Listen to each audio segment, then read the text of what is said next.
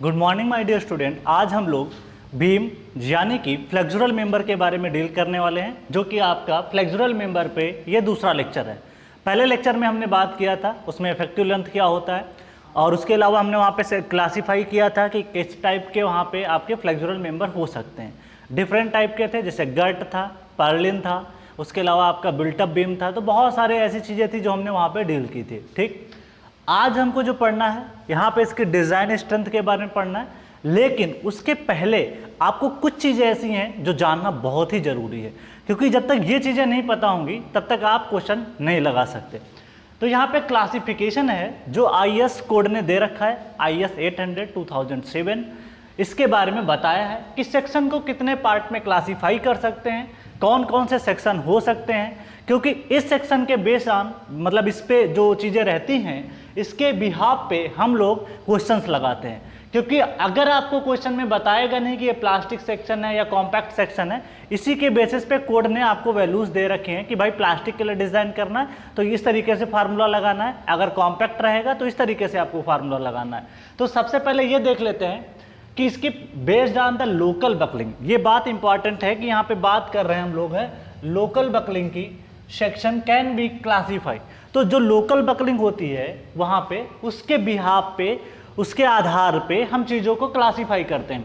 अब कैसे, पहला सेक्शन है प्लास्टिक सेक्शन। यहाँ की कुछ ऐसी बातें हो सकती हैं जो आपको प्लास्टिक एनालिसिस में मैं समझा सकूँ, क्योंकि सारी चीज़ें यहाँ पे एक्सप्लेन नहीं कर सकते, क्योंकि हमारा अगला जो टॉपिक होगा वो प्लास्टिक एनालिसिस होगा। तो वहाँ पे हम लोग प्लास्टिक एनालिसिस में जो बची हुई चीज़ें यहाँ की होंगी वो वहाँ पे हम लोग डील कर लेंगे। चल नेक्स्ट बात करते हैं plastic section. It has the capacity to develop plastic hinge and collapse mechanism, that is beam can be loaded up to 16 MP upon L square per kilo newton per metre, और MP equal to आप लिख सकते हो FI into Z। अब देखो ये होता क्या है, इट हैज़ द कैपेसिटी, इसने बताया है it has the capacity to develop plastic hinge and collapse mechanism. अब ये प्लास्टिक हिंज क्या होता है, देखिए होता क्या है, जैसे मैं इसको समझाने की कोशिश करूं, प्लास्टिक का मतलब क्या होता है, प्लास्टिक का मतलब ये होता है परमानेंट डिफॉर्मेशन होता है। प्लास्टिक का मतलब होता है परमानेंट डिफॉर्मेशन। सपोज दैट इस बीम को मैं समझा रहा हूं और फिर मैं इस पे आऊंगा, अभी बहुत ज़्यादा डिटेल में नहीं जा सकते क्योंकि अभी प्लास्टिक शुरू नहीं किया। तो बीम पे अगर आपने लोड लगाया, थोड़ा थोड़ा लोड लगाया, तो सबसे पहले सबसे ज़्यादा जो बेंडिंग स्ट्रेस आती है वो सबसे टॉप मोस्ट फाइबर में आती है। सबसे ऊपर वाला जो फाइबर होगा उसमें FY आएगा। धीरे धीरे लोड आप बढ़ाते जाओगे तो दूसरा फाइबर FY में जाएगा। जब सारे के सारे फाइबर आपके न्यूट्रल एक्सेस के ऊपर और न्यूट्रल एक्सेस के नीचे अगर FY में पहुंच जाते हैं तो उसको बोलते हैं प्लास्टिक एनालिसिस। तो suppose that this is the neutral axis, तो ये भी FY है, ये भी FY। हुआ क्या कि सबसे पहले जब आपने लोड अप्लाई किया, ये लोड जब आप अप्लाई करोगे तो इससे होगा क्या कि धीरे धीरे ऊपर वाला फाइबर जो है वो FY में जाएगा, फिर उसके नीचे वाला फाइबर जो है वो FY में जाएगा। इसका मतलब ये हुआ, इस पे FY जब लोड लगाया तो ये यील्ड हो गया, ये FY तक पहुंच गया। फिर जब वो कमज़ोर हो गया तो दूसरे वाले फाइबर पे FY आएगा, ऐसे तीसरे पे आएगा, चौथे पे आएगा, और न्यूट्रल एक्सेस पे आते आते ये कहानी ख़त्म। उसके बाद में दूसरे न्यूट्रल एक्सेस से बिलो भी यहाँ पे आपका जैसे ये टेंशन में आएगा, ये कंप्रेशन में आएगा, तो सारी कहानी हो जाती है। तो ध्यान है, इन केस आप प्लास्टिक एनालिसिस हम पूरा चैप्टर पढ़ेंगे, इसलिए बस इतना यहाँ पे पता हो कि इसमें क्रॉस सेक्शन को इक्वल एरिया डिवाइड करता है। जो भी आपकी एक्सेस होगी, क्रॉस सेक्शन होगा, उसको इक्वली डिवाइड करना पड़ता है। मतलब आधा पोर्शन सेम ऊपर होगा, आधा नीचे सेम होगा, सारे फाइबर FY में होंगे और आपका रेक्टेंगुलर एक डायग्राम होगा। तो इस बात को आपको ध्यान देना है। दूसरी बात यहाँ पे मैंने लिखा है प्लास्टिक हिंज होती क्या है, कुछ ऐसे होती है। सपोज दैट ये UDL आपने लगा रखा है, ये बीम आपकी मान लेते हैं कुछ देर के लिए फिक्स है, ठीक है। तो अगर आपकी यहाँ पे भी प्लास्टिक हिंज बन गई, यहाँ पे भी बन गई, यहाँ पे भी बन गई, तो कुछ इस तरीके से इसका परमानेंट डिफॉर्मेशन होता है। तो अगर इसकी प्लास्टिक हिंज इस तरीके से परमानेंट डिफॉर्मेशन होता है, वैसे तो आप डिफ्लेक्टर प्रोफाइल ऐसे बनाते हो, लेकिन इस केस में जो है आपकी ट्रायंगुलर डायग्राम बनता है जो कि परमानेंट डिफॉर्मेशन को शो करता है। ठीक, अब प्लास्टिक हिंज यहाँ भी डेवलप होती है, प्लास्टिक हिंज यहाँ भी डेवलप होती है, प्लास्टिक हिंज यहाँ पे। अब ये प्लास्टिक हिंज होता है क्या, जीरो मूवमेंट हो जाता है। इसका मतलब ये फुल्ली क्या हो जाती है, रोटेट हो जाती है। जैसे ऐसे है, फुल्ली रोटेट हो जाएगी। This is called pure rotation. इसमें क्या होता है, रोटेशन होता है। थीटा बन जाता है। अब इस चीज़ को हम बहुत डिटेल में देखेंगे, बहुत ज़्यादा यहाँ पे डीप में जाने का कोई मतलब नहीं है, फिर चीज़ें आपको समझ में नहीं आएंगे। इसलिए मैं कोशिश ये करूँगा कि आपको प्लास्टिक का चैप्टर जो है सेपरेट डिस्कस कर दूंगा, तो ये सारी चीज़ें वो क्लियर हो जाएंगे। मैं आपको याद भी दिला दूंगा कि भाई मैंने बीम में डील किया था इसके बारे में, तो वो चीज़ रिकॉल करा दूंगा।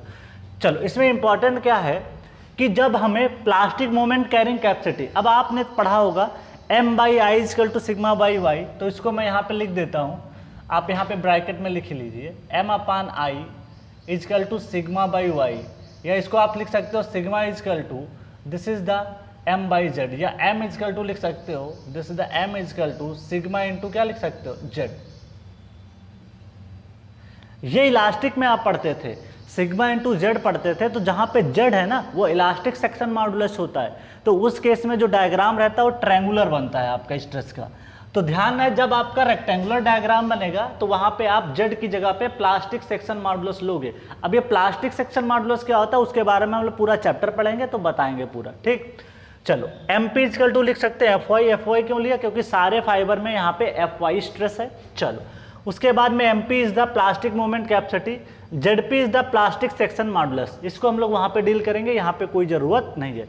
तो MP equal to FY into ZP हम लोग लिख सकते हैं। Then factored moment capacity of the plastic section, factored का मतलब समझते हो अल्टीमेट होता है, तो हम लोग क्या करेंगे, फैक्टर्ड इक्वल टू यहाँ पे डिजाइन स्ट्रेस को लिखेंगे FY/1.1। मैंने जब भी बताया जब डिजाइन का टर्म यूज होता है तो फैक्टर ऑफ सेफ्टी का यूज करते हैं, तो फैक्टर ऑफ सेफ्टी देखो यहाँ पे FY/1.1 करेंगे तो ये हो जाएगी आपकी डिजाइन स्ट्रेस। अगर यहाँ पे डिजाइन की बात ना करता, फैक्टर्ड की बात ना करता, डिजाइन बेंडिंग स्ट्रेस की बात ना करता, तो फैक्टर ऑफ सेफ्टी नहीं लेते, सिर्फ बेंडिंग स्ट्रेस बात करता तो FY मल्टीप्लाई कर देते इंटू ZP कर देते। लेकिन अगर डिजाइन का टर्म आया है तो आप उसको क्या लिखोगे, 1.1 से भी डिवाइड करोगे, that is called partial factor of safety.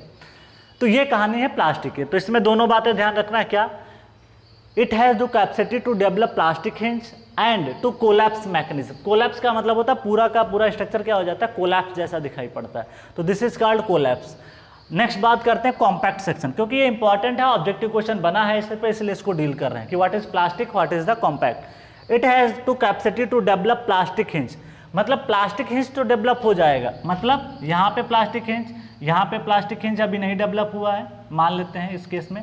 पहले केस में जब कोलैप्स होगा तो तीनों जगह प्लास्टिक हिंज डेवलप होगा, लेकिन जब आपका यहाँ पे ये सेक्शन में यहाँ पे भी आप डेवलप कर सकते हो। चलो इसको बात करते हैं, पहले ये डेवलप था। अगला केस ये है कि प्लास्टिक हिंज सिर्फ आपको कहाँ पे मिल रही है, वो कुछ इस तरीके से, यहाँ पे प्लास्टिक हिंज मिले और यहाँ पे, this is the plastic hinge. चल अब बात कर लेते हैं यहाँ पे, it has to capacity to develop plastic hinge but does not have to capacity to form collapse mechanism. यहाँ पे फ्रेंड्स कोलैप्स मैकेनिज्म नहीं होती है। तो प्लास्टिक और कॉम्पैक्ट में डिफरेंस क्या है, प्लास्टिक हिंज तो दोनों में फॉर्म होती है लेकिन कोलैप्स नहीं होता। इसका मतलब ये हुआ प्लास्टिक हिंज जो फॉर्म होती है वो सिर्फ यहाँ पे फॉर्म होती है, इस पॉइंट पे और इस पॉइंट पे, यहाँ पे फॉर्म नहीं होती है। तो इस केस में जो लोड हम अप्लाई कर सकते हैं up to, it can be loaded up to 12 MP upon L square kilo newton per metre. अब ये फार्मूला कैसे है, जब प्लास्टिक पढ़ेंगे तो वहाँ पे आपको अच्छे से बता देंगे, अभी जानने की जरूरत नहीं है, कंफ्यूज हो जाओगे इसलिए नहीं बता रहा हूँ। इफ द लोड एक्सीड, याद करने की जरूरत नहीं है, if the load exceed then flange and web will be buckle and fail. अगर आपने फर्दर इस पे लोड लगाया तो आपकी जो फ्लैंज है वो बकल कर जाएगी और आपकी वेब क्या हो जाएगी, बकल कर जाएगी, अगर आपने आई सेक्शन चूज किया। चल नेक्स्ट बात करते हैं, MP is the plastic moment capacity, जिसको हम लिख सकते हैं FY इंटू ZP। इस केस में आपकी जो स्ट्रेसेज आएंगी वो भी जो है FY डेवलप होगी, यहाँ पे भी FY डेवलप आपकी हो जाएगी। तो इस तरीके से आपकी स्ट्रेसेस यहाँ पे डेवलप होती हैं। तो आप देखोगे चाहे वो कॉम्पैक्ट सेक्शन और चाहे वो प्लास्टिक हो, टॉप मोस्ट फाइबर और जो ये फाइबर होगा सब में स्ट्रेसेस हमेशा क्या रहती हैं, FY ही रहती हैं। तो दिस इज कॉल्ड FY। चल तो याद रखना इंपॉर्टेंट है, कुछ भी नहीं रटना है। जैसे सिंपली मैं यहाँ पे लिख रहा हूँ M equal to sigma into Z, तो सिग्मा की जगह पे सिर्फ क्या लिख रहे हो, FY लिख रहे हो, FY डिवाइड बाई 1 पॉइंट। जब डिजाइन बेंडिंग स्ट्रेस की बात करेंगे तो FY divide by 1.1। That can be written as MP equal to plastic moment capacity equal to FY into ZP। जब भी प्लास्टिक का टर्म है तो तुरंत आपको ZP का कर देना है, जब इलास्टिक की बात करें तो उसको क्या करना है, ZE करना है, जो कि आपका इलास्टिक होता है, सिंपली I/Y कर देते हो, और I होता है BD³/12 और Y आप लिखोगे D/2, तो वहाँ से BD²/6 आ जाता है इलास्टिक के केस में। लेकिन प्लास्टिक के केस में आपका BD²/6 नहीं लगा सकते, इस चीज़ को हम देखेंगे। फिर आता है फैक्टर्ड मोमेंट कैपेसिटी, इसको लिख सकते हो FBD इंटू ZP, तो इसको हमने लिख दिया ZP। अब देखो यहाँ पे सारे के सारे फाइबर यहाँ पे क्या है, FY में थे, प्लास्टिक में था सेक्शन, मतलब यहाँ पे कॉम्पैक्ट सेक्शन है, लेकिन सारे के सारे फाइबर अगर FY में पहुँच जाते हैं तो उस केस में आपको ZP ही कंसिडर करना पड़ेगा। चल अब देखो कहानी आगे क्या है, क्योंकि इसी के बेसिस पे हम लोग सेक्शन को क्लासीफाई करते हैं, और ये ऑब्जेक्टिव क्वेश्चन गेट ES सब कहीं पूछा गया है। सेमी कॉम्पैक्ट सेक्शन क्या होता है, अब देखो कॉम्पैक्ट था, कॉम्पैक्ट के बाद सेमी बोल दिया, इसका मतलब है चीज़ें रिड्यूस होती जा रही हैं, इसका मतलब है प्लास्टिक हिंज अब नहीं फॉर्म होने वाली, क्योंकि सेमी आप बोल रहे हो ना, तो पहले प्लास्टिक जिसमें बहुत सारी प्लास्टिक हिंजें फॉर्म होंगी, सेक्शन कोलैप्स भी करेगा। कॉम्पैक्ट जिसमें प्लास्टिक हिंज तो फॉर्म करेगी लेकिन स्ट्रक्चर कोलैप्स नहीं करेगा। उसके बाद semi compact, it has the capacity to develop yield movement only, यहाँ पे सिर्फ यील्ड मूवमेंट ही आएगा, यहाँ पे कोई भी प्लास्टिक हिंज फॉर्म नहीं होती है। ये सिंपली आप इलास्टिक चैप्टर जो सोम में आपने पढ़ा होगा, ये कॉन्सेप्ट सेम वैसे हो जाता है, जहाँ पे My equal to yield movement capacity आप सेमी कॉम्पैक्ट सेक्शन, और यील्ड मूवमेंट को क्या लिख सकते हो, अभी आपको बताया था कि M equal to sigma into Z होता है, तो मैंने यहाँ पे लिख दिया FY इंटू Z। ऐसे क्वेश्चन आपको सोम में बहुत सारे मिल जाएंगे, जहाँ पे सोम में आपने पढ़ा होगा तो FY इंटू Z कर दोगे, यहाँ से आपका निकल जाएगा क्या, यील्ड मूवमेंट कैरिंग कैपेसिटी। फिर मुझे फैक्टर्ड अगर निकालना, फैक्टर्ड का मतलब अल्टीमेट, अगर लिमिट स्टेट से डिजाइन करेंगे तो फैक्टर्ड मोमेंट कैरिंग कैपेसिटी आप सेमी कॉम्प्लेक्स सेक्शन एज यहाँ पे करेंगे, this is the FBD into ZE। अब देखो जैसे ही अल्टीमेट की बात करना शुरू कर देते हैं, इसका मतलब डिजाइन की बात कर रहे हैं, तो जब डिजाइन की बात करेंगे तो जहाँ पे स्ट्रेस आएगी वहाँ पे आप लिखोगे FY/1.1 इंटू ZE इसलिए मल्टीप्लाई किया क्योंकि यहाँ पे सेक्शन आपका सेमी कॉम्पैक्ट है और यहाँ पे सिर्फ आपका यील्ड मूवमेंट ही आता है, इस वजह से यील्ड स्ट्रेसेस आते हैं, जिसका डायग्राम कुछ ऐसा बनेगा। ये एक रेक्टेंगुलर क्रॉस सेक्शन है जिसका न्यूट्रल एक्सेस ये पॉइंट हो जाता है, इसके ऊपर कंप्रेशन अगर सिंपली सपोर्टेड बीम है, नीचे आपका टेंसाइल फोर्स आएगा, स्ट्रेसेस आएंगी, तो आप देखोगे कि यहाँ पे ट्रायंगुलर डायग्राम बनता है। आपने जब सोम पढ़ा होगा तो बेंडिंग स्ट्रेस का जो डायग्राम बनता है वो आपका ट्रायंगुलर बनता है। कैसा बनता है, ट्रायंगुलर बनता है, ठीक। और स्ट्रेन का डायग्राम भी कैसा बनता है, ट्रायंगुलर, जो कि लीनियर हम लोग बोलते हैं, ज़्यादातर कैसा बनता है, लीनियर। तो स्ट्रेन डायग्राम लीनियर बनता है, उसके अलावा आपका स्ट्रेस डायग्राम भी क्या बनता है, लीनियर, इन केस ऑफ अगर आपका इलास्टिक केस है। तो इस तरीके से आपको ध्यान देना होगा। अब देखो क्या फर्क पड़ा, पहले FBD था वो तो सेम चल रहा है, लेकिन फर्क क्या पड़ता है, जब इलास्टिक की बात करेगा तो इलास्टिक सेक्शन मॉडुलस, जब प्लास्टिक की बात करेगा तो प्लास्टिक सेक्शन मॉडुलस। तो यहाँ पे ZE equal to elastic section modulus. फिर बात करते हैं सिलेंडर सेक्शन क्या होता है, ये भी इंपॉर्टेंट है और ये सारे ऑब्जेक्टिव आपको एग्जाम में मिल जाएंगे, तो इसलिए आपको ध्यान रखना है सारी बातों का। सिलेंडर सेक्शन होता है this section fail before reaching yield stress, मतलब सिलेंडर सेक्शन वो होता है कि आपने इसको थिनर करते जा रहे हो, इसका मतलब जैसे ही लोड लगाओगे ये अपनी यील्ड स्ट्रेस के पहुंचने से पहले ही बकल कर जाएगा, that is called slender section. तो this section fail before reaching yield stress, मतलब यहाँ पे जो स्ट्रेस है FY, जो कि मान लेते 250 है, 250 पहुँचने से पहले मान लिया 150 पे ही ये क्या कर गया, बकल कर गया, तो दैट इज कॉल्ड आपका सिलेंडर सेक्शन। और इसको आप लिख सकते हो MU equal to FBD into Z। FBD क्या लिखोगे, सेम चीज़ FY/1.1, जो कि आपकी कम वैल्यू आएगी किससे, FY से, तो इस चीज़ का ध्यान देना है। और यहाँ पे ZE जो लिखोगे, ZE is elastic section modulus. अगर कुछ भी क्वेश्चन में मेंशन नहीं किया है, ज़्यादातर नहीं मेंशन करता है, if nothing is mention in the problem we assume that all the sections are plastic section design the beam. अगर कुछ भी क्वेश्चन में नहीं दिया है तो प्लास्टिक मान के सीधे क्वेश्चन को हम लोग डिजाइन करेंगे और क्या लिखेंगे, MU equal to FY/1.1 into ZP। तो आपको इंपॉर्टेंट ये पॉइंट ध्यान रखना है, ठीक है। तो एक खास बात यह है कि जो डिप्लोमा स्टूडेंट्स हैं उनको ज़्यादातर जो क्वेश्चन लगाने हैं वो वर्किंग से ही लगाने पड़ते हैं, लेकिन अब जो क्वेश्चंस आते हैं वहाँ पे आपको फैक्टर्ड से लगाना है। तो मेंस में इसके क्वेश्चन मिल जाएंगे और बहुत सारे ऑब्जेक्टिव मिलने वाले हैं जिनको हम लोग यहाँ पे डील करेंगे। अब आप चाहो तो इसका स्क्रीनशॉट ले सकते हो, मैंने आपको टाइम दे रहा हूँ, आपको 10 सेकेंड है टाइम, आप इसका स्क्रीनशॉट ले सकते हो। फिर हम आगे बढ़ते हैं, क्योंकि अब हमारा डिज़ाइन का मेन पर्पज हो जाता है, उसमें हम लोग डिज़ाइन करेंगे। चल आगे बढ़ते हैं। अब हम लोग पढ़ेंगे कि कैसे हम चीज़ों को डिज़ाइन करते हैं, उसके बारे में हम लोग यहाँ पे डील करेंगे। ठीक है, अब हम लोग डील करने वाले हैं कि सेक्शन को मान लिया बेंडिंग के लिए और शियर के लिए जब डिज़ाइन करेंगे फ्रेंड्स, तो उसके बारे में हमको यहाँ पे डील करना है। तो उसके बारे में हम लोग अच्छे से यहाँ पे डील करते हैं, क्योंकि इस पे क्वेश्चंस इंपॉर्टेंट हैं और पूछे भी गए। तो अगला जो हमारा डिस्कशन है वो है आपका कि कैसे हम लोग डिज़ाइन करेंगे, कौन कौन से डिज़ाइन स्टेप्स आते हैं उनको हम लोग डील करते हैं, क्योंकि यहाँ से क्वेश्चंस बने हुए हैं इसलिए इसको डील करना जरूरी है। तो नेक्स्ट पॉइंट डिस्कस करेंगे डिज़ाइन, जैसे शियर में कैसे फेल करेगा, क्या फार्मूला आएगा। अब देखो मैं जो भी पहले डिस्कस किया हूँ शियर टॉपिक, सेम कॉन्सेप्ट यहाँ पे भी आपका लग जाएगा, तो दैट इज इम्पॉर्टेंट। तो हम बात करेंगे, सेम कॉन्सेप्ट है आपका, जैसे पहले पढ़ते आ रहे थे वैसे यहाँ पे भी पढ़ोगे, बस थोड़ा सा डिफरेंस है, उसको देखेंगे क्या फ़र्क पड़ता है यहाँ पे, उन चीज़ों को डील कर लेंगे तो हमारा जो कॉन्सेप्ट है वो और अच्छा हो जाएगा। That is important. अब हम लोग बात करेंगे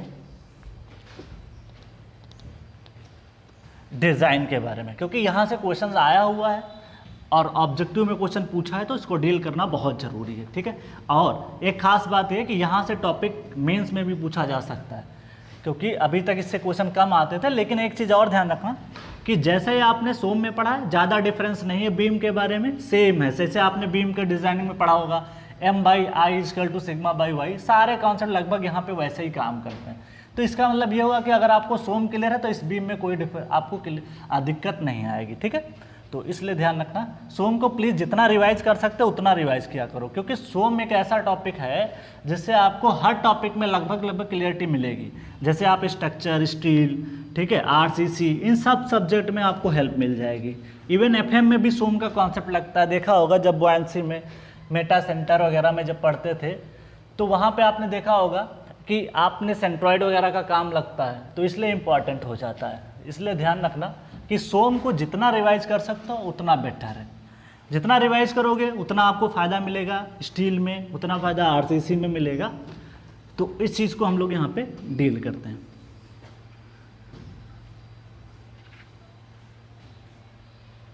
चलो अब हम लोग बात करेंगे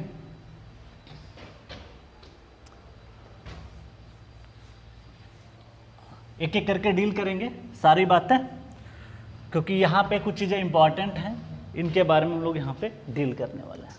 चलो ये क्या है, अब हम लोग bending strength of laterally restraint beam. अब ये लैटरली रिस्ट्रेंट अनरिस्ट्रेंट सारी कहानी पहले ही बता चुका हूँ। तो पहला है हमारा केस जिसको हमें डील करना है। चलो एक एक करके डील करते हैं और सारी कहानी समझते हैं। Bending strength of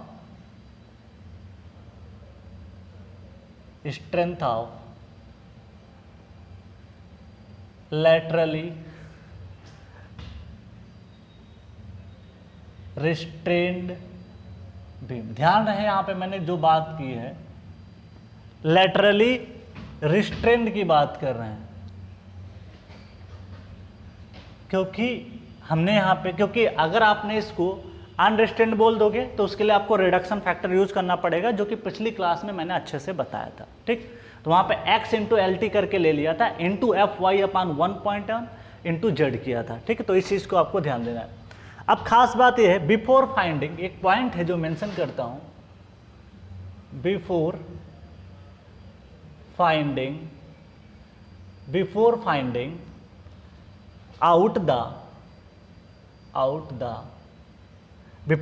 out the bending strength,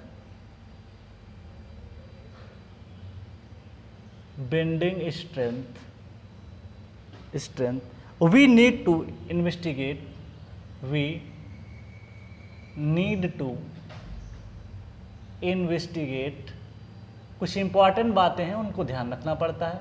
क्या जरूरी है? Before finding the bending strength we need to investigate the shear stress. अब इसको चेक करना पड़ता है वेदर, ये बात आपको समझना जरूरी है, वेदर द सेक्शन इज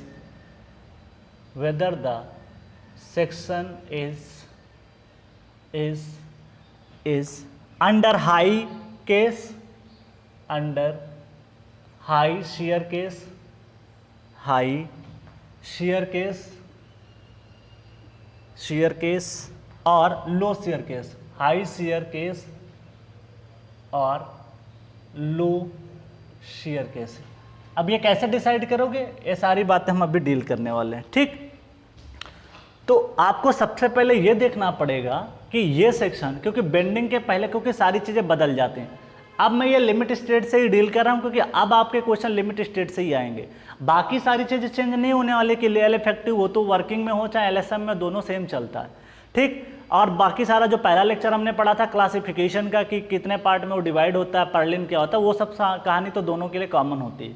लेकिन यहाँ पे जो डिज़ाइन का कॉन्सेप्ट आता है ये थोड़ा सा डिफर करता है, तो इसको थोड़ा आप सबको ध्यान रखना है। लेकिन कुछ भी नहीं है, पुराने कॉन्सेप्ट ही यूज होने वाले। अभी शेयर पढ़ोगे, जब शेयर का चैप्टर मैंने आपको पढ़ाया था सेम कॉन्सेप्ट यहाँ पे भी यूज होगा, तो आपको कोई दिक्कत नहीं होगी। अगर आपने कनेक्शन अच्छे से पढ़ रखा है तो फिर ये बहुत ही आसान होने वाला है। चल इसको डील करते हैं।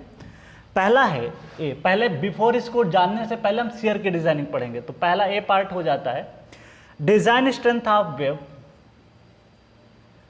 Design strength of web. ठीक है, डिजाइन स्ट्रेंथ ऑफ वेब। ठीक, इन शेयर, ये बात आपको यहां पे ध्यान रखना है। मतलब यहां पे क्या है कि आपकी डिजाइन स्ट्रेंथ हमको किसकी चेक करना है, वेब की, क्योंकि वेब के ही फेल होने के चांस रहते हैं किसमें, शेयर में। अब ऐसा क्यों होता है इसको डायग्राम से समझते हैं। चल इसको समझने के लिए एक पॉइंट मेंशन करता हूं, एक पॉइंट है जो कि इंपॉर्टेंट है, आपको ऑब्जेक्टिव क्वेश्चन मिल जाएगा। Share is always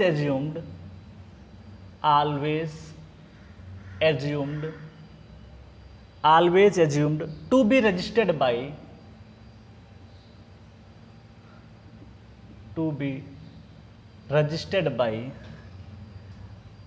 web only. That is an important point. हम मान के चलते हैं, एज्यूम करके चलते हैं कि जो शेयर होता है उसको कौन रजिस्टर करता है, वेब रजिस्टर करता है। अब ये कैसे होता है अभी डायग्राम से समझेंगे। दूसरा पॉइंट है इंपॉर्टेंट, बेंडिंग इज ऑलवेज, ये भी ऑब्जेक्टिव आपको मिल जाएगा, सोम में भी मिल जाएगा, स्टील में भी मिल जाएगा। बेंडिंग इज ऑलवेज, अब ऐसा क्यों होता है इसको डायग्राम से प्रेफर करेंगे। Bending is always assumed to be registered by flange only, ये भी एक आपका ऑब्जेक्टिव हो गया, फ्लेंज ओनली। ठीक, चलो अब ये कैसे होता है उसको डील करते हैं। देखो मान लेते हैं कि एक आपके पास रोल्ड स्टील सेक्शन है, this is the web portion. ठीक, और ये आपने बना रखा है बीम को, दिस इज द बीम, ये है आपका सेक्शन, ये है आपका सेक्शन। ठीक, चल ये कुछ ऐसा बनेगा, थोड़ा सा इसको ऐसे कर देते हैं। चल ये है इसकी neutral axis, this is called neutral axis, ये आपके हो जाएगी Y axis, this is the width of flange, this is called thickness of flange. ठीक, ये सारी प्रॉपर्टी मैंने आपको लेक्चर नंबर 1 या 2 में शायद बता रखा है। ठीक है, उसके बाद ये डेप्थ ऑफ सेक्शन हो जाएगी, जिसकी ओवरऑल डेप्थ आप बोलोगे डी, जो सेक्शन क्लासीफाई करते हैं ना इंडियन स्टैंडर्ड फलाना बीम, इसका मतलब समझ जाते होगे कि ये ओवरऑल डेप्थ के बारे में बात करते हैं। ठीक है, this is the neutral axis जो मैं यहाँ पे थोड़ा सा लिख रहा हूँ। चल पहले ये तो है आपका सेक्शन, आई सेक्शन, क्योंकि देखिए ये सब ऑब्जेक्टिव क्वेश्चन है इसलिए इनको डील करना जरूरी है। तो पहला हम लोग जो बनाएंगे वो सपोज दैट मैंने पहले आपके लिए बनाया इसका बेंडिंग स्ट्रेंथ का diagram, that is bending stress diagram, stress diagram. ठीक, ये हो गया आपका बेंडिंग स्ट्रेस डायग्राम। और आप देखोगे क्या, ये है आपका डायग्राम, लीनियरली वेरी करता है। क्यों वेरी करता है उसका रीजन अभी आपको पता चल जाएगा। आपके पास फार्मूला क्या था, that is m equal to sigma into Z. ठीक, तो इसका मतलब ये हुआ कि यहाँ पे जो स्ट्रेस होती है वो वेरी करते हैं किसके साथ में, यहाँ पे m और जो होता है डायरेक्टली प्रोपोर्शनल होते हैं m इजकल टू सिग्मा। ठीक, तो यहाँ से आपका हो जाएगा, या ऐसा बोल सकते हो कि m upon I equal to sigma by Y, और सिग्मा इजकल टू लिख सकते हो m upon I into Y. अब देखो सिग्मा, देखिए ये लाइन कैसे हो गया, सिग्मा प्रोपोर्शनल टू क्या हो गया वाई। तो यहाँ पे क्या निकल के बातें आ जाती हैं कि जो सिग्मा है, जो बेंडिंग स्ट्रेस है, वो डायरेक्टली प्रोपोर्शनल टू है डेप्थ फ्रॉम न्यूट्रल एक्सिस। मान लेते हैं कि दिस इज द कोई डेप्थ है, दैट इज वाई। जितना न्यूट्रल एक्सिस से डिस्टेंस आप ऊपर बढ़ते जाओगे या नीचे बढ़ते जाओगे, उतनी आपकी बेंडिंग स्ट्रेसेस क्या होती जाएंगी, बढ़ती जाएंगी। ठीक, इसका मतलब ये हुआ कि यहाँ पे जो बेंडिंग स्ट्रेस है, ये वाला पोर्शन बहुत ज़्यादा रजिस्ट करेगा, और नीचे वाला पोर्शन, क्योंकि यहाँ पे एरिया क्या है, बहुत ज़्यादा है। इसका मतलब ये हुआ, ये स्ट्रेस मैं लिख रहा हूँ, सपोज दैट यहाँ पे मेरा केस है एफ वाई, मैं लिख रहा हूँ this is the F Y.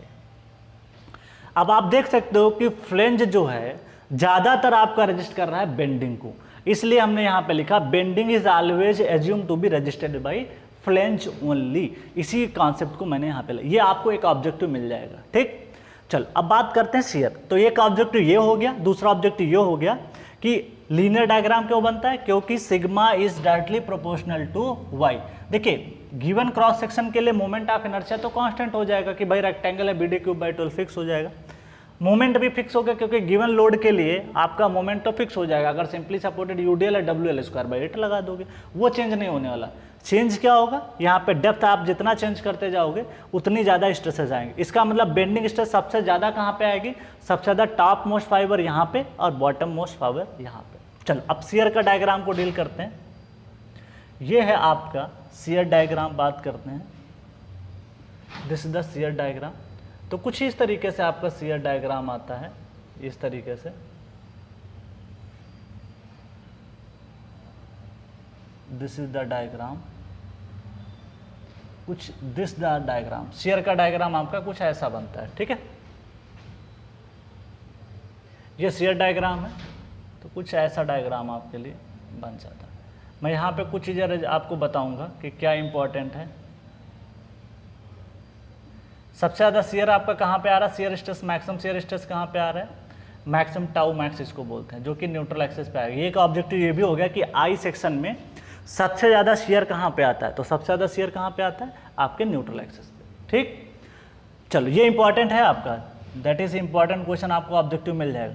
अब आप देखिए सबसे ज़्यादा जो रजिस्ट कर रहा है, मैं सारी चीज़ों को मेंशन कर रहा हूँ,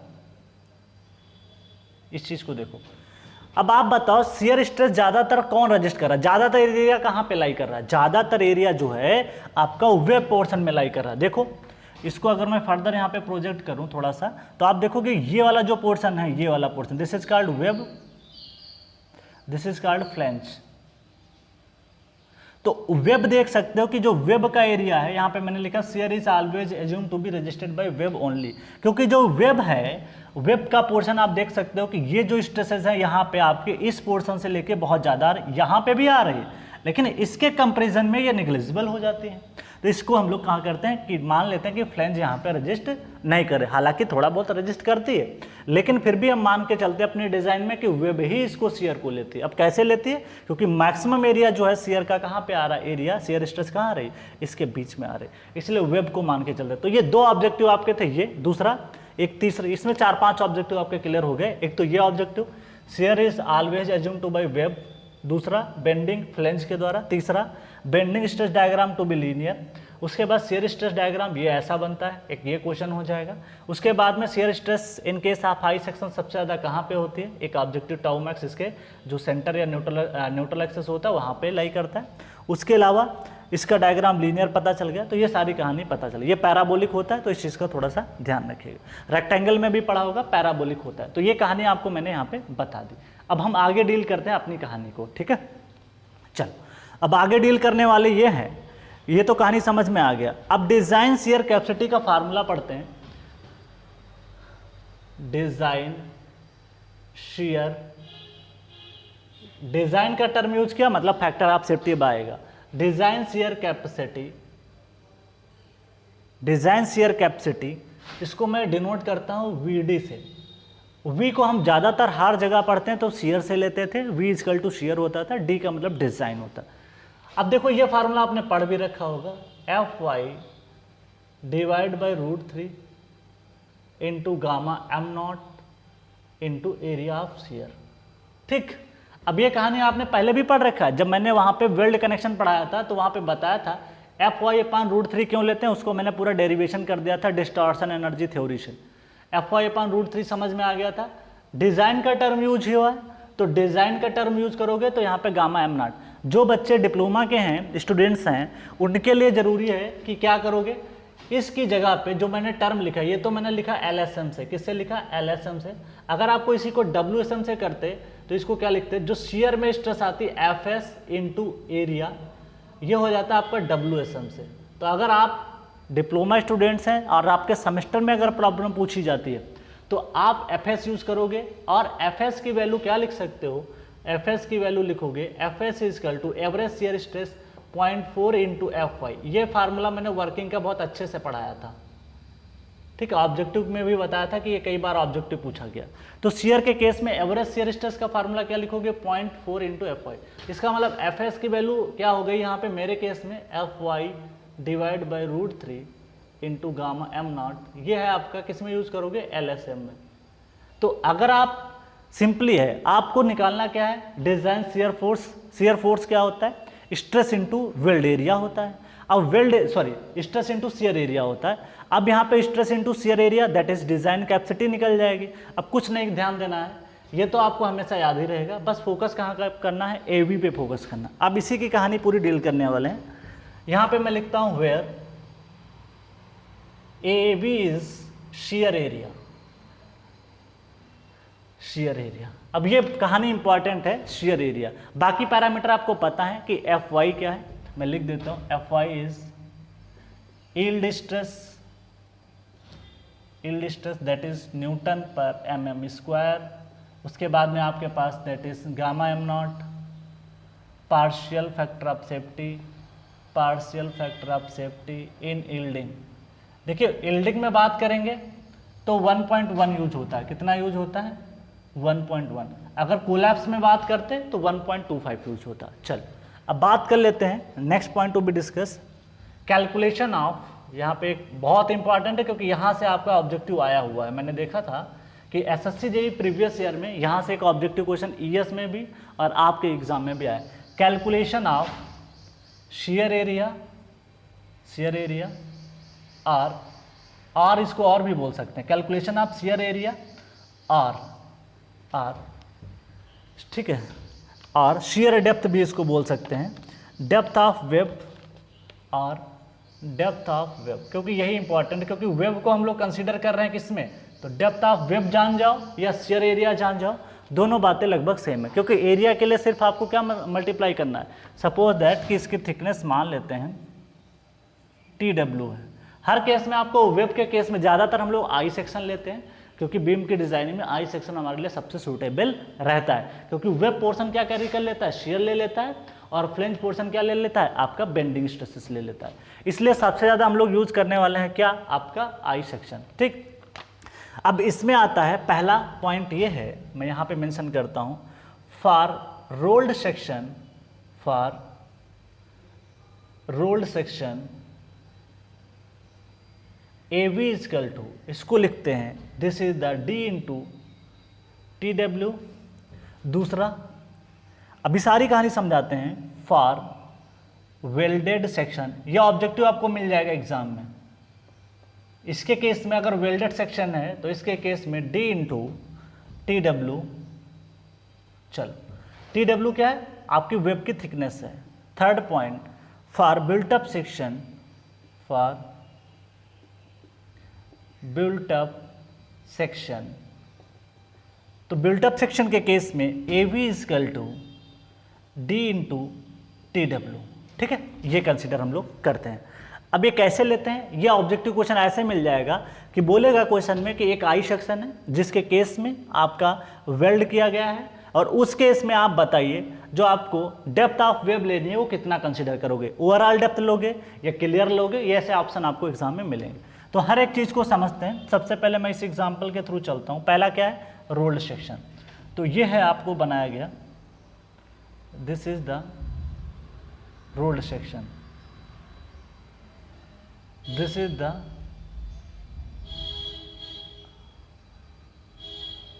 द रोल्ड सेक्शन। ये आपने बना दिया रोल्ड सेक्शन, ठीक है, ये आपने बना दिया रोल्ड सेक्शन, ठीक है। अब रोल्ड सेक्शन में आपको पता है कि this is called thickness of flange, this is the width of flange, width of flange, और उसके अलावा this is called clear distance और this is called overall distance, ठीक है, ओवरऑल डेप्थ। तो इस केस में ध्यान दीजिएगा, फॉर रोल्ड सेक्शन, तो यहाँ पे आपको थिकनेस जो है वेब की कितनी है, दिस इज टी डब्ल्यू।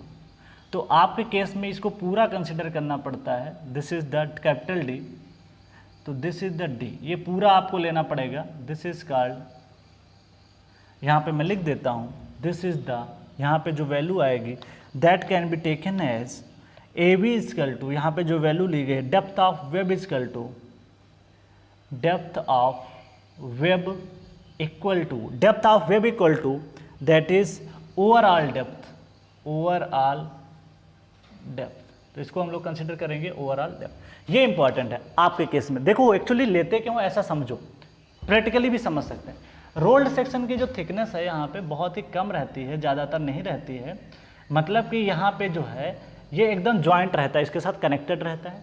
तो हम मान लेते हैं कि अप्रॉक्सीमेट जो है आपका ओवरऑल डेप्थ, क्योंकि इसकी थिकनेस 8 mm 7 mm ऐसे ही रहती है, तो ये मान के चल लेते हैं कि यहाँ पे जो ओवरऑल है लगभग इसके बराबर, ओवरऑल डेप्थ लगभग आपके क्लियर डिस्टेंस के बराबर है। इसलिए ध्यान है, फॉर रोल्ड सेक्शन मान के चलते हैं कि जो कुछ फ्लेंज पोर्शन है वो भी शेयर को रजिस्ट करता है, इसलिए इसके केस में हम लोग ओवरऑल कंसीडर कर लेते हैं। ओके, तो इसलिए ध्यान रखिएगा। तो कैसे याद रखोगे, हम मान के चलते हैं कि जो रोल्ड सेक्शन बनाया जाता है उसकी थिकनेस थोड़ा सा कम होती है, और यहाँ पे थिकनेस कम होने की वजह से ये मान लेते हैं कि जो फ्लेंज पोर्शन है कुछ ना कुछ यहाँ पे रजिस्ट करता है शेयर को, इसलिए हम लोग कंसीडर करते हैं जो भी शेयर एरिया आता है उसमें T W into overall depth को कंसीडर करते हैं। तो अब देखो हमारे पास एरिया जो हमको चाहिए फॉर रोल्ड सेक्शन, एरिया आएगा capital D into T W. तो ये आपका ऑब्जेक्टिव क्वेश्चन हो गया। चलो for welded section, welded section को समझते हैं। ये तो पहला केस हो गया, first case.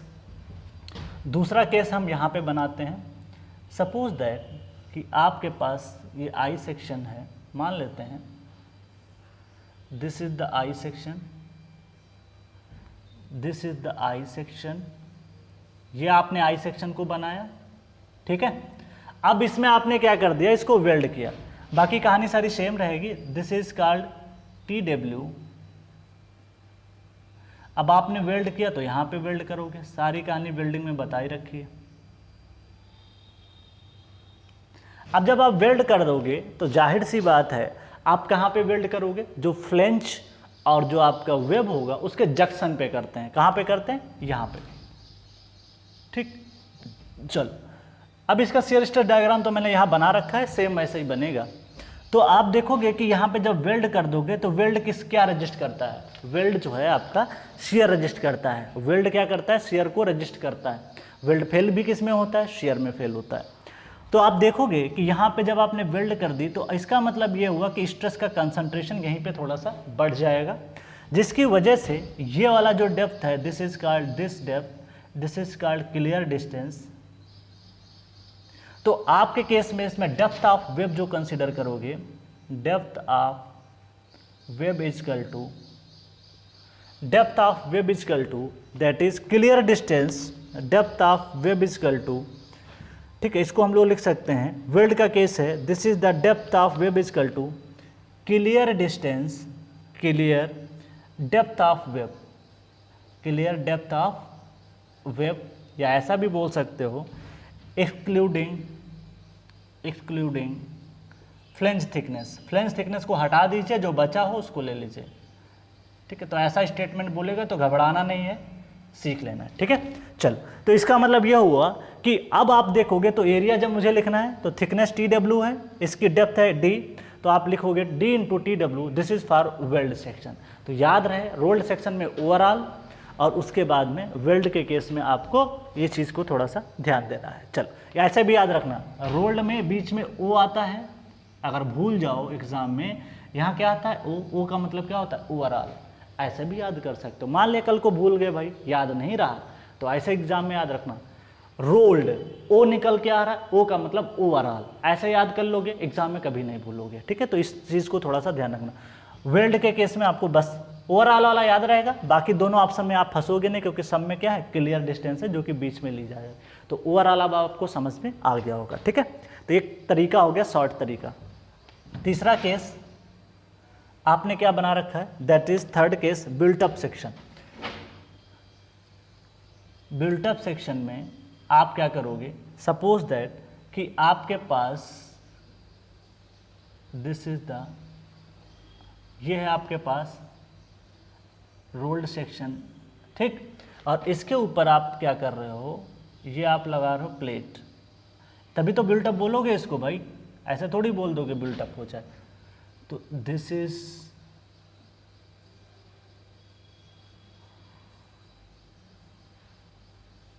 Built up section, ठीक है। अब इसको बिल्ट अप बनाना है तो इसको बांधना भी पड़ेगा, तो आप रिबिट बोल्ट लगा दीजिए इस तरीके से, ठीक है। तो इस तरीके से आप यहाँ पे चीज़ों को बना सकते हो। इंपॉर्टेंट है, ये सारे ऑब्जेक्टिव आपके चल रहे हैं, आपको फोकस करके रखना है यहाँ पे चीज़ों को, ठीक है। तो इस केस में इसने बताया कि जो डिस्टेंस कंसीडर करनी है, ठीक है, दिस इज द डिस्टेंस, इसको मानेंगे स्मॉल d और इसको मांगेंगे कैपिटल दिस। तो ध्यान है यहाँ पे जो d माना गया है वो यहाँ से क्लियर डिस्टेंस माना गया है d, और टोटल डेप्थ जो ओवरऑल डेप्थ होगा, जब आप बिल्टअप सेक्शन बनाओगे, बिल्टअप का मतलब होता है किसी सेक्शन पे दूसरा सेक्शन और जोड़ देना, तो इसको बोल पाओगे ओवरऑल दिस। तो इस तरीके से चीज़ें आप डील कर पाओगे। चल, तो यहाँ पे जो लेना है आपको कंसीडर करना है, depth of web equal to, depth of web equal to that is clear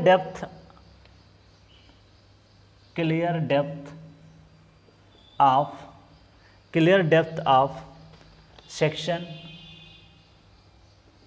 excluding plate thickness, ठीक है, एक्सक्लूडिंग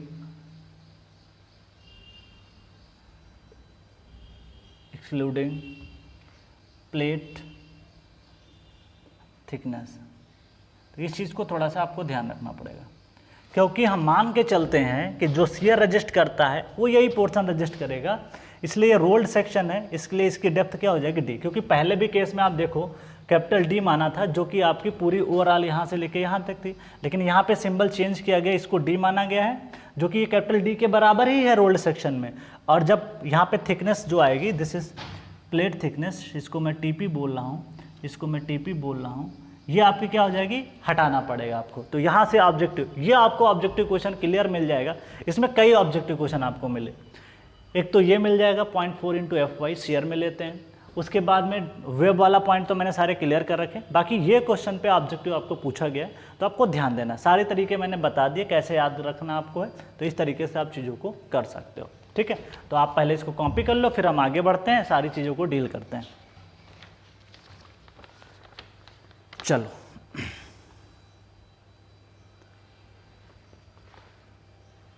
अब आगे बढ़ते हैं। यहाँ पे एक पॉइंट आता है लोकल बकलिंग को, उसको थोड़ा सा डील कर देते हैं, क्योंकि यहाँ पे इससे रिलेटेड है, इसलिए इसको थोड़ा सा डील करना जरूरी है। चल, अब हम लोग डील कर देते हैं, यहाँ पे एक पॉइंट है लोकल बकलिंग से रिलेटेड, वो यहीं पे डील कर देते हैं क्योंकि कुछ पॉइंट इसमें मैंने वो बता रखे हैं, इसलिए मैं यहाँ पे डील कर रहा हूँ। हालांकि मेरा टॉपिक सीयर का है, लेकिन फिर भी मैं लोकल बकलिंग को यहाँ पे इसलिए बता रहा हूँ, कुछ चीज़ें ऐसी हैं जो ऑब्जेक्टिव के फॉर्म में इस डायग्राम से क्लियर हो जाएंगे, इसलिए मैं यहाँ पे बताऊँगा, नहीं तो बार बार डायग्राम बनाने से आपका टाइम वेस्ट होगा। इसलिए कोशिश यही रहेगी कि आपको चीज़ें यहीं पर समझाई जाए। चल आगे बात करते हैं, ये इम्पॉर्टेंट है, आज डील करेंगे, उससे आपको काफ़ी ज़्यादा ऑब्जेक्टिव क्वेश्चन मिल जाएंगे एग्जाम में, सोम भी क्लियर हो जाएगी थोड़ा बहुत, और उसके साथ साथ में आप देखोगे कि आपको स्टील में भी क्लियरिटी आ जाएगी। अब स्टील सोम का बहुत अच्छा नाता रहता है, बहुत सारी चीज़ें एक दूसरे से रिलेटेड हैं, इसलिए हम लोग यहाँ पे बात करते हैं। चल, अब यहाँ पे क्या है, मैं जो टर्म डिस्कस करने वाला हूँ लोकल बकलिंग, हालांकि मैं सीयर डील कर रहा हूँ, लेकिन इससे कुछ रिलेटेड बातें थे, इसलिए मैं यहाँ पे इसको डील कर रहा हूँ। That is local buckling, local flange buckling. 1 minute, wait. This is local flange buckling, local flange buckling. Flange की लोकल बकलिंग हो जाए तब के केस में क्या होता है, क्या क्राइटेरिया रखा जाता है, उसको देखते हैं। It occurs due to, it occurs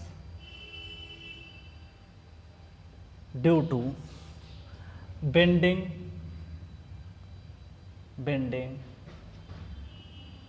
compressive, stress in compression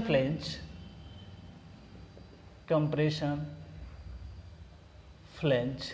कहाँ पे अकर होता है, कंप्रेशन फ्लेंज में, because of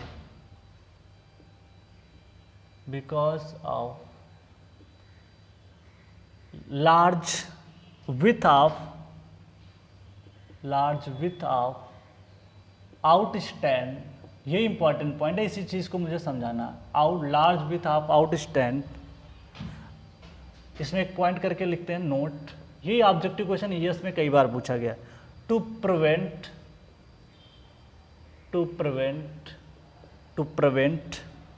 local flange buckling, अगर इसको आपको रोकना है, मतलब लोकल का मतलब समझो ऐसे, लोकल का मतलब यह होता है कि यहीं पे जाकर के फ्लेंज आपकी बकल कर जाए, कुछ इस तरीके से इसमें बकलिंग हो जाए, तो इसको बोलते हैं लोकल फ्लेंज बकलिंग। मतलब अपने ही क्षेत्र में थोड़ा सा वो बकल कर गए, this is called local flange buckling. अब ऐसा क्यों होगा उसको मैं दिखा रहा हूं। To prevent local flange buckling, IS code IS 800/2007 specified, क्या स्पेसिफाइड किया है, B/TF ratio, where B is width of outstand। अब ये आउटस्टैंड क्या होता है, हर केस में अलग होता है आउटस्टैंड, और T is the thickness of flange. अब देखो इसको याद कैसे करेंगे, ये इंपॉर्टेंट है कि भाई ये B/TF होगा कि B/ समथिंग होगा, तो इस चीज़ को थोड़ा सा ध्यान रखना है। कैसे, आप बताओ, मैं किसकी बात कर रहा हूँ, लोकल फ्लेंज या फ्लेंज की बात कर रहा हूँ जो बकल हो रहा है, तो थिकनेस किसकी कंसिडर करोगे, फ्लेंज की लोगे, विड्थ किसकी लोगे, आउटस्टैंडिंग की लोगे। तो यहाँ पे ध्यान देना कि कैसे कैलकुलेट करना है। तो पहला केस ये हो जाता है फॉर रोल्ड सेक्शन,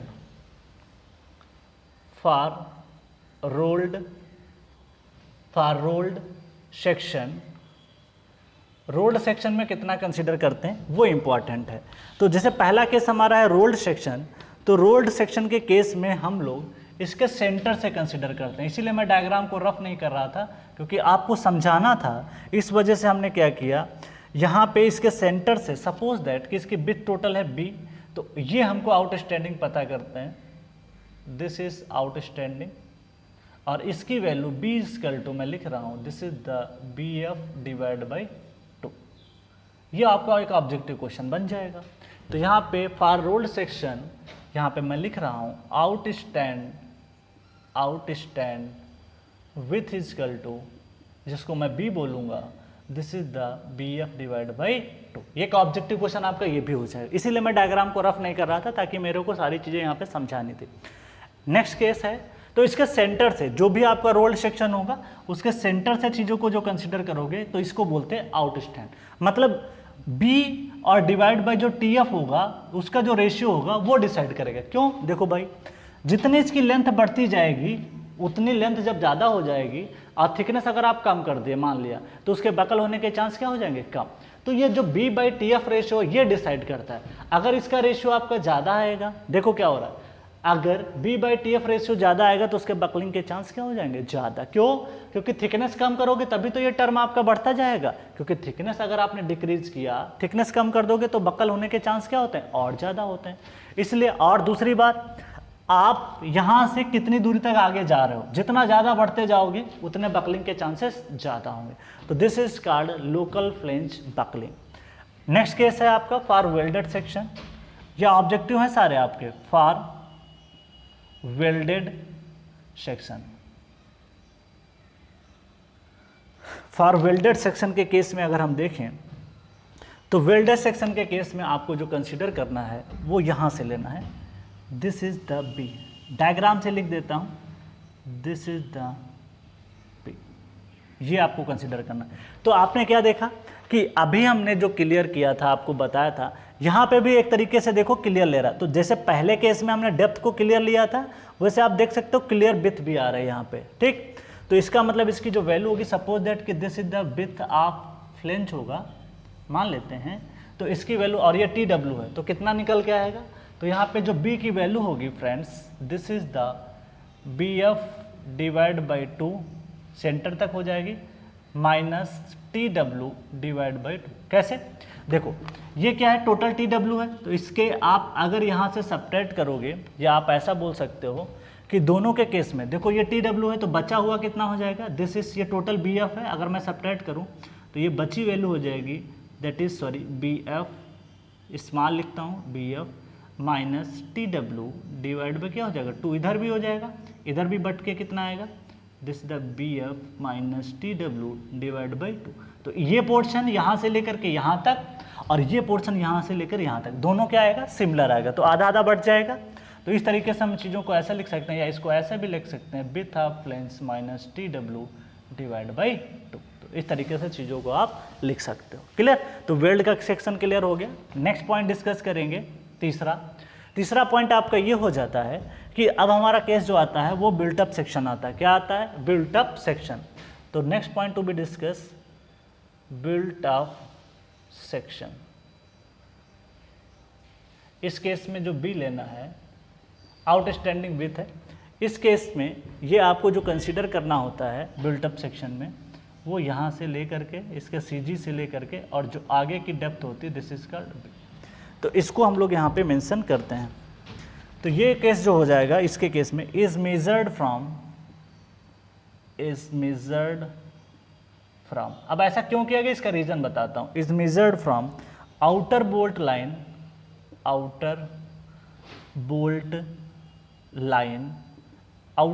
लाइन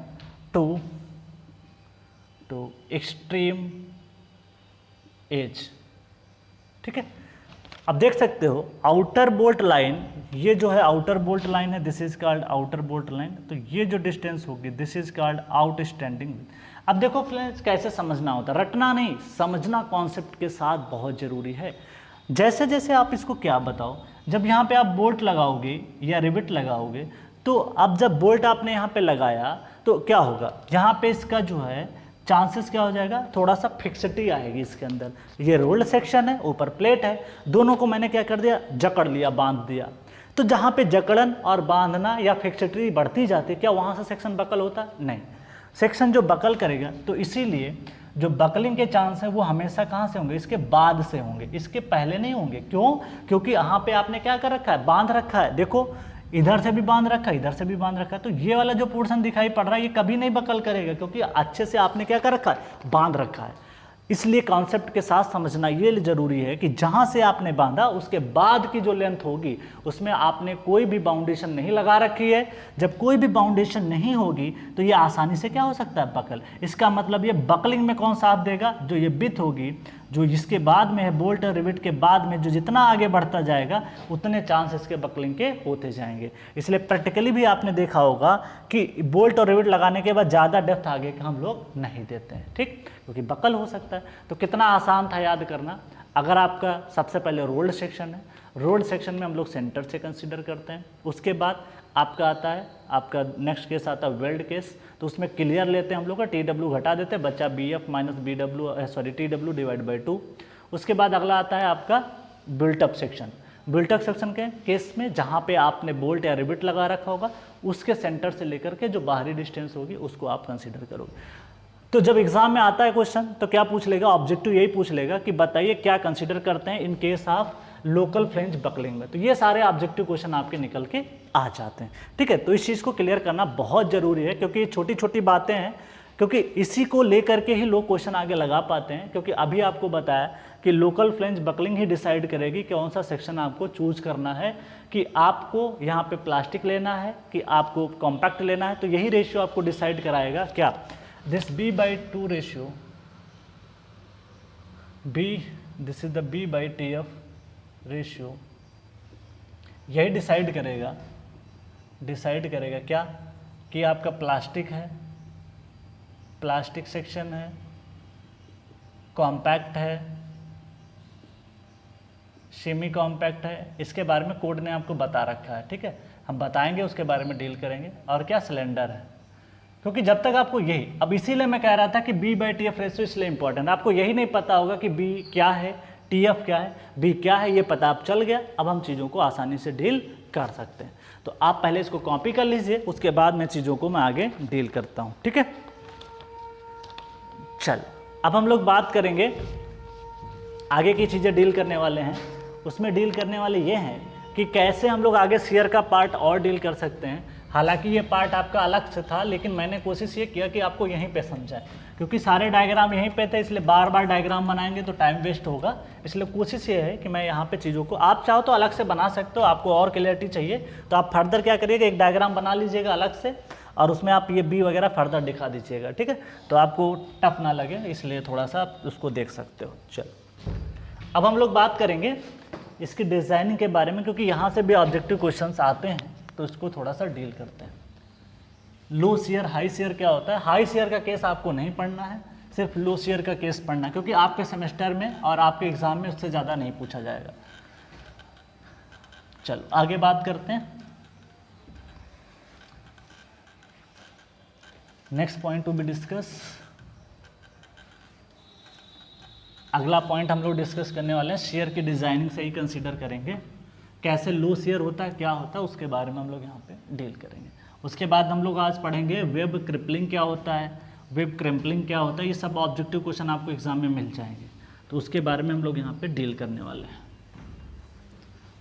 तो अगला पॉइंट हम लोग डील करेंगे शेयर का ही पार्ट है, उसी को डील कर लेते हैं, ठीक है। कंफ्यूज मत होना कि लोकल बकलिंग को सर ने समझा दिया आपको, उसको पार्ट था इसलिए उसको मैंने डिसाइड किया यहाँ पे डील करने के लिए, ताकि आपको क्लियरिटी आ जाए। तो चलो हम लोग बात करते हैं next point to be discuss,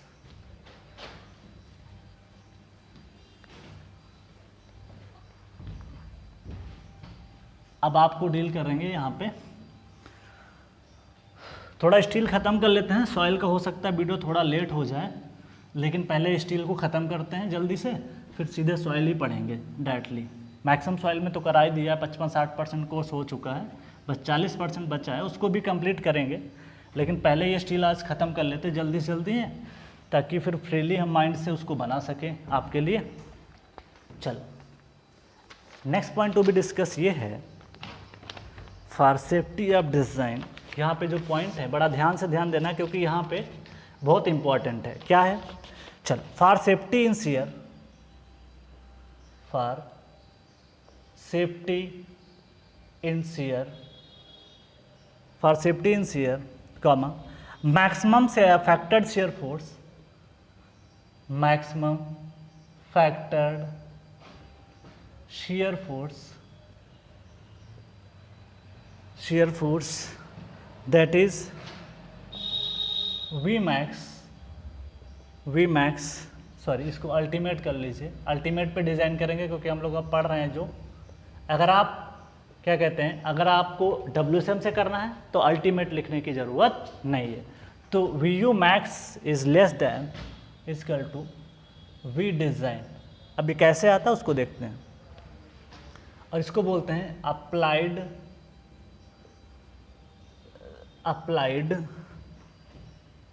factored shear force.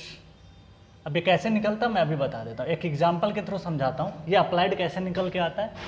Suppose that कि मैंने मान लिया this is the simply supported beam, मान लिया ये सिंपली सपोर्टेड बीम है, तो इसका shear का डायग्राम आपको पता होगा कैसे बनता है, इसीलिए कहते हैं ना सोम बहुत क्लियर होना चाहिए, सोम का यूज है। देखो ये बना shear फोर्स डायग्राम जिसकी वैल्यू होगी WL/2 और WL/2। ये कैसे आया, रिएक्शन निकालोगे तब, टोटल रिएक्शन आपको पता है WL/2 आएगा, इधर ये पॉजिटिव आएगा, ये नेगेटिव आएगा, ये R2 आएगा WL/2। तो यहाँ से आप देखोगे कि जो वैल्यू निकल के आती है, तो अगर आपको Vu चाहिए तो आप क्या करोगे, Vu is equal to that is 1.5 time into WL/2। 1.5 क्यों किया, क्योंकि मुझे अल्टीमेट चाहिए, तो फैक्टर ऑफ सेफ्टी आपको लोड में मल्टीप्लाई करना पड़ेगा। तो ये लोड था W kilo newton per metre, span आपकी L थी, उसके केस में हमने ये बता दिया। अगर आपका पॉइंट लोड होता तो आपका डायग्राम उसी हिसाब से आता, W/2 आता। तो ध्यान है कौन से बीम दिया, कैसे क्वेश्चन दिया है, UDL लगा है, पॉइंट लोड लगा है, क्या लगा है, उस चीज़ को ध्यान रखना। तो ये बेसिक फंड आपका सोम का लगेगा। तो this is the applied shear force जो कि सेक्शन पे आ रहा है। ये अप्लाइड फैक्टर shear फोर्स क्या होना चाहिए, कम होना चाहिए, किससे, आपका डिज़ाइन से कम होना चाहिए। तो ये बात मैं समझाना चाह रहा था, तो ये कहानी आपकी अब क्लियर हो गई। चल मैक्सिमम वैल्यू लेते हैं क्योंकि मैक्सिमम सपोर्ट पे आएगा, इसलिए मैक्सिमम वैल्यू को ही डिज़ाइन में कंसीडर किया जाता है, क्योंकि जैसे जैसे आप इधर बढ़ते जाओगे यहाँ पे 0 shear फोर्स हो जाएगा, तो इस चीज़ का थोड़ा ध्यान रखें। अब अगर आपकी पहला केस, अगर Vumax is less then 0.6 VD, design क्या होता है, डिज़ाइन को मैंने पहले लिखा था, तो यहाँ पे मैं डिज़ाइन मेंशन कर देता हूँ, design is equal to FY/√3 into gamma m0 into shear area, ये होता है डिज़ाइन। तो अगर आपने Vumax यहाँ से कैलकुलेट किया, दिस इज कॉल्ड Vumax, इसको मैं लिख सकता हूँ Vumax, ये आपने जो कैलकुलेट किया, ये वैल्यू अगर आपकी 0.6 टाइम, ये VD यहाँ से कैलकुलेट करोगे, 0.6 टाइम VD कर दोगे, तो ये केस जो हो जाएगा लो shear केस, इसको बोलते हैं लो shear केस। इसी केस को आपको पढ़ना है, लो shear case. High shear case आपके सिलेबस में नहीं है, ठीक है। नेक्स्ट केस हो जाता है Vumax अगर आपका greater than or equal to 0.6 VD हो जाता है, तो this is called high shear case, this is called high shear case. तो ये का ऑब्जेक्टिव तो ईएस में यही पूछा है कि कंपैरिजन के लिए कितना वैल्यू कंसीडर करते हैं लो और हाई shear केस में। 4 ऑप्शन बना के देगा, 0.4 VD कर देगा, 0.5 VD कर देगा, 0.7 कर देगा, 0.6 VD कर देगा। तो याद रहे कि ये वैल्यू कितना है, 0.6 इंटू VD। तो इस चीज़ को आपको याद रखना है क्योंकि यह ऑब्जेक्टिव क्वेश्चन आपको मिल जाएगा। फिर नोट करके एक पॉइंट मेंशन करता हूँ जो कि आपके लिए इंपॉर्टेंट है, वो पॉइंट ये है कि the moment capacity of the section, moment capacity of the section, the moment capacity of the section is independent of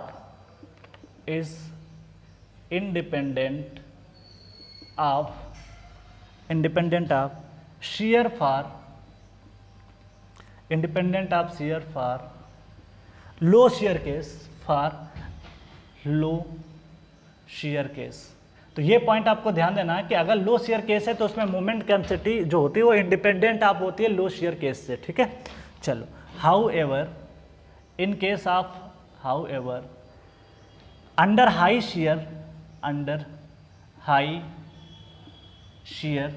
shear के केस में क्या फर्क पड़ेगा, हाई shear केस मोमेंट, ये पॉइंट थ्योरी फॉर्म में आपको ध्यान रखना है, बाकी आपके डिजाइनिंग में यूज नहीं होगा क्योंकि हमको हाई shear पढ़ना ही नहीं है, क्योंकि बहुत कॉम्प्लेक्स है और आपके एग्जाम में सिलेबस में नहीं है।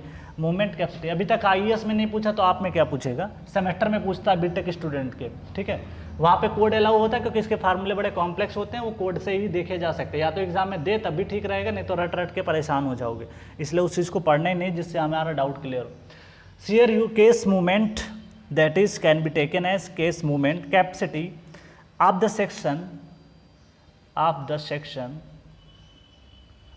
Section gets reduce. इससे क्या हो जाता है, रिड्यूस। अगर हाई शेयर का केस है तो उससे क्या होता है कि under high shear case movement carrying capacity of the section get reduce. तो हाई शेयर के केस में आपको ध्यान देना। हाई शेयर कैसे डिसाइड करोगे, पहले आप वीडी निकालोगे और कंपैरिजन करोगे कि अप्लाइड वाला क्या है, ज़्यादा है कम है, 0.6 इंटू वीडी से, तो वहाँ से ये चीज़ डिसाइड होती है, ठीक। कोड ने ये रेफर किया है तो वहाँ से ये चीज़ें निकल के आती हैं। चल एक ऑब्जेक्टिव क्वेश्चन और, द इंटरेक्शन कर्व बात कर लेते हैं। द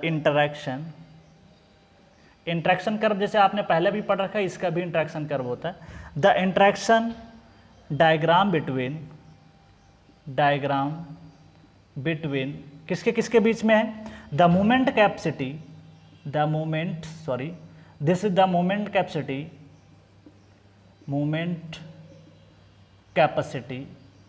कैपेसिटी जब आपने पढ़ा था m, एंड shear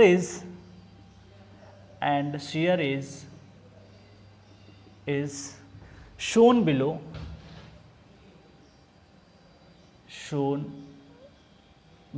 ठीक है।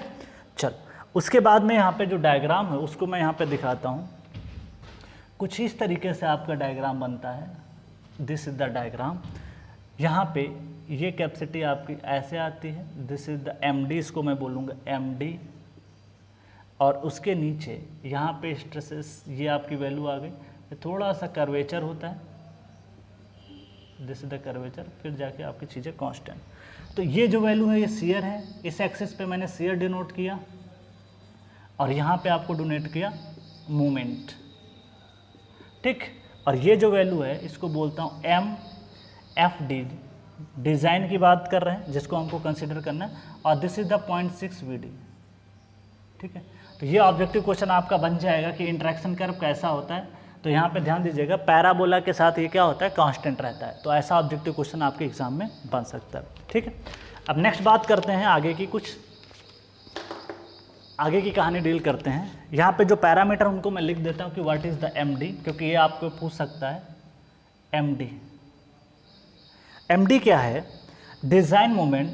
बहुत ज़्यादा टफ नहीं पढ़ना है हमको, ठीक है। ये भी आपके सिलेबस में नहीं था लेकिन फिर भी मैं थोड़ा सा पढ़ा रहा हूँ इसलिए क्योंकि यहाँ से क्वेश्चन अभी तक ES में पूछे गए, तो चांस है कि आपके एग्जाम में क्वेश्चन छोटा सा भी आ जाए। अरे एक भी क्वेश्चन मुझे मिल गया कि यार 0.6 से कंपेरिजन करते तो मेरा एग्जाम में 1 नंबर भी क्या होता है, इंपॉर्टेंट होता है। इसलिए कोई भी चीज़ छोड़ नहीं सकते, ठीक है। तो 0.6 यहाँ पर आपने लिख लिया। Design moment capacity,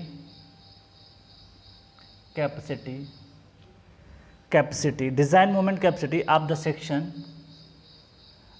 section, bracket में लिख सकते हो क्या, इसमें फ्लेंज भी रहेगा और वेब भी रहेगा। तो दोनों जब डिज़ाइन की बात करेंगे तो दोनों के लिए डिज़ाइन करेंगे। उसके बाद में MFD क्या है, ये टर्म डिसाइड करता है। दिस द मोमेंट कैपेसिटी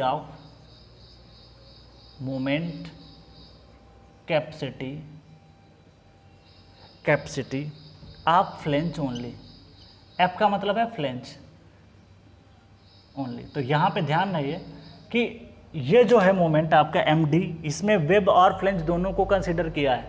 लेकिन अगर इस पॉइंट की बात करोगे, इसके करेस्पॉन्डिंग ये पॉइंट अगर बात करोगे तो इस केस में ये जो है आपका फ्लेंज के लिए डिज़ाइन करोगे। तो हमारा मुख्य मुद्दा जो रहता है वो फ्लेंज के लिए रहता है, तो हमें फ्लेंज की वैल्यू निकालनी पड़ेगी। अब ये पैराबोलिक आता है तो इसका फार्मूला याद करने की ज़रूरत नहीं है आपके एग्जाम में, बिल्कुल नहीं। अभी तक ES में नहीं पूछा गया इसका फार्मूला है। हाँ, ये चीज़ ES में पूछी गई है तो इसलिए मैंने इसको पढ़ा दिया क्योंकि आपके एग्जाम में भी इंपॉर्टेंट हो जाती है। चल अब उसके बाद में बात करते हैं VD, design share capacity. VD क्या है, डिज़ाइन शेयर कैपेसिटी,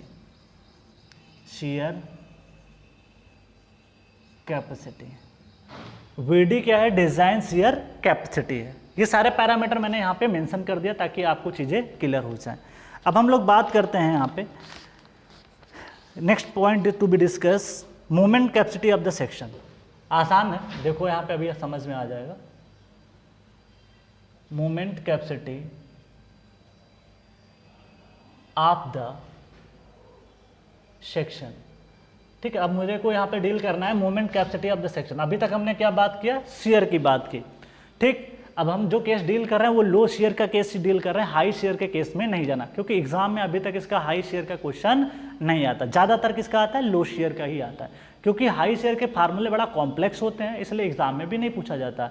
हाँ, सेमेस्टर में जो पूछा जाता है उसके लिए कोड अलाउ होता है। अब कोड में एग्जाम में ले जा सकते हो, उस कोड से आप देख लोगे तो आप बता सकते हो आसानी से, ठीक है।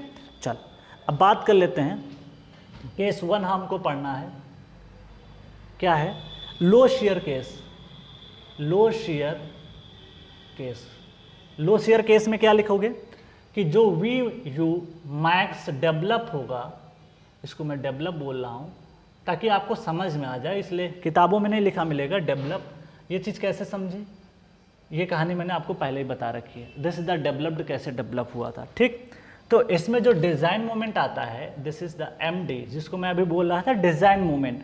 तो design moment capacity of the section, जिसको फ्लेंज और वेब दोनों बोलोगे, ये फार्मूला होता है beta into FY divide by gamma M0 into ZP। अब देखो कैसे समझ में आपको आएगा। पुराना कॉन्सेप्ट देखिए, जब पहला लेक्चर मैंने अभी जस्ट स्टार्ट करना शुरू किया था तो वहाँ पे आपको सेक्शन को क्लासीफाई किया था और आपको क्या बताया था कि ये प्लास्टिक सेक्शन है कि कॉम्पैक्ट सेक्शन है या सेमी कॉम्पैक्ट है या सिलेंडर है। अब वो सारी कहानी यहाँ पे यूज होने वाली है, क्योंकि उसका वेटेज था, इसलिए मैंने उसको पहले ही एक्सप्लेन कर दिया ताकि आपको इस चीज़ में दिक्कत ना आए। तो इसका फार्मूला आपका हो जाता है, दिस इज द फार्मूला। ये आपको ध्यान रखना है और रटना नहीं। कैसे याद किया, M इजकल टू होता क्या, सिग्मा इंटू जेड होता है। हाँ, यहाँ पे जेड ध्यान रखना है, ZP प्लास्टिक रहता है क्योंकि प्लास्टिक सेक्शन के लिए डिजाइन करते हैं। अच्छा, FY अपान M0 कुछ भी नहीं है। यहाँ पे अगर मैं गामा M0 को अगर मैं 1.1 कर दूँ तो ये फार्मूला क्या बन जाएगा, FY divide by 1.1 into ZP। यही फार्मूला मैंने प्लास्टिक के केस में जब समझा रहा था तो वही लिखा था। बीटा एक फैक्टर है, इसको क्या कंसिडर करते हैं, इसको देख लेते हैं, ठीक है। तो यहाँ पे जो बीटा है, beta is equal to for plastic, बड़ा आसान हो जाएगा आपके लिए, फॉर प्लास्टिक एंड, ज़्यादातर क्वेश्चन एग्जाम में प्लास्टिक और कॉम्पैक्ट से ही आते हैं और बीटा की वैल्यू उसके लिए 1 होती है। For plastic and compact section because section beta बराबर, यहाँ पे लिख सकते थे बीटा बराबर, दैट इज बीटा बराबर 1। यहाँ पे कितना लेते हैं, 1 लेते हैं for section, because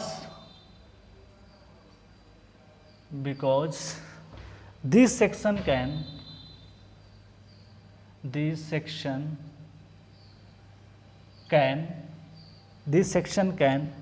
go up to MP। ये कहाँ तक जाते हैं, MP तक जाते हैं। क्यों जाते हैं, ये सारी कहानी आपको बता रखी, प्लास्टिक मोमेंट कैरिंग कैपेसिटी। तो जो प्लास्टिक होगा इसीलिए यहाँ पे मैंने ZP मेंशन किया। चल अब बात करते हैं बीटा इजकल टू, और क्या लिख सकते हैं, ZE डिवाइड बाई ZP। ये होता है जनरल फार्मूला, क्या होता है, ZE अपान ZP। तो बीटा बराबर 1 आ जाता है in case of plastic section, ZE बराबर ZE अपान ZP। तो इस केस में फॉर सेमी कॉम्पैक्ट, इसमें होता क्या है, सेमी कॉम्पैक्ट में आपने देखा था कि पूरी की पूरी तरीके से वहाँ पे चीज़ें इलास्टिक में रहती हैं। तो semi compact section because this section cannot develop, because this section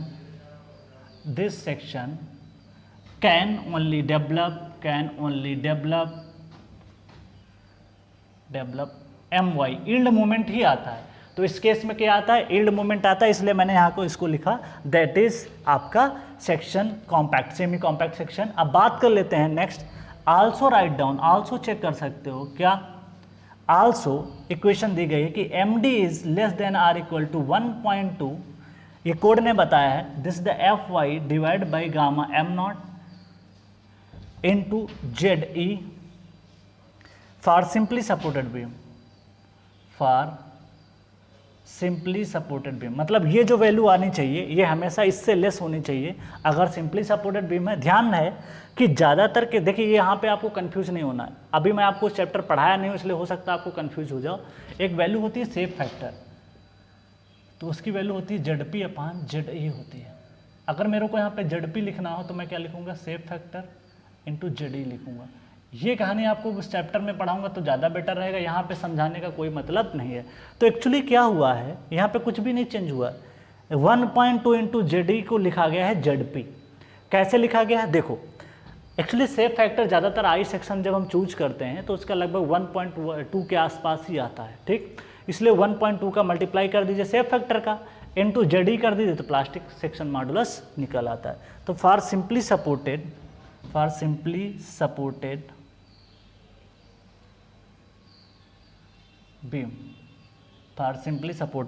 beam, ठीक, less than or equal to that is 1.5 Fy divide by gamma m naught into ZE for cantilever. देखिए कैंटिलीवर के case में ऐसा क्यों change हुआ उसका reason बताता हूँ। कैंटिलीवर केस में बेंडिंग मोमेंट ज़्यादा आता है as compare to this for cantilever beam, उसमें सपोर्ट थोड़ा कम होता है, इसलिए ध्यान रखना। तो इसको मैंने इक्वेशन नंबर 1 दे दिया, इसको इक्वेशन नंबर 2। इसको रटने की ज़रूरत आपको नहीं है, ठीक है। कैसे याद करना है, ये क्या है, स्ट्रेस है, स्ट्रेस इंटू सेक्शन मॉडुलस क्या होता है, बेंडिंग मोमेंट होता है। 1.2 मैंने बता दिया वहाँ से, क्योंकि ज़्यादातर केसेस में सेफ फैक्टर जो होता है, safe factor is equal to 1.2 लिया जाता है लगभग आपका आई सेक्शन के केस में। अब ये चैप्टर जब पढ़ा दूंगा तो आपको सारी चीज़ें और क्लियर हो जाएंगी, ठीक है। चल अब आगे बढ़ते हैं। यहाँ पे एक पॉइंट है जिसको मैं लिख देता हूँ, नोट करके लिखता हूँ। जो 1 और 2 मैंने बताया, 1 एंड 2 चेक्स आर प्रोवाइडेड, ये चेक करना पड़ता है, checks are provided to prevent the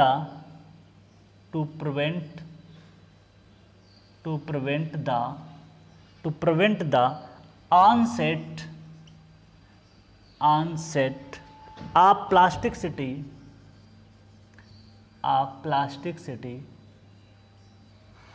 plasticity under working load,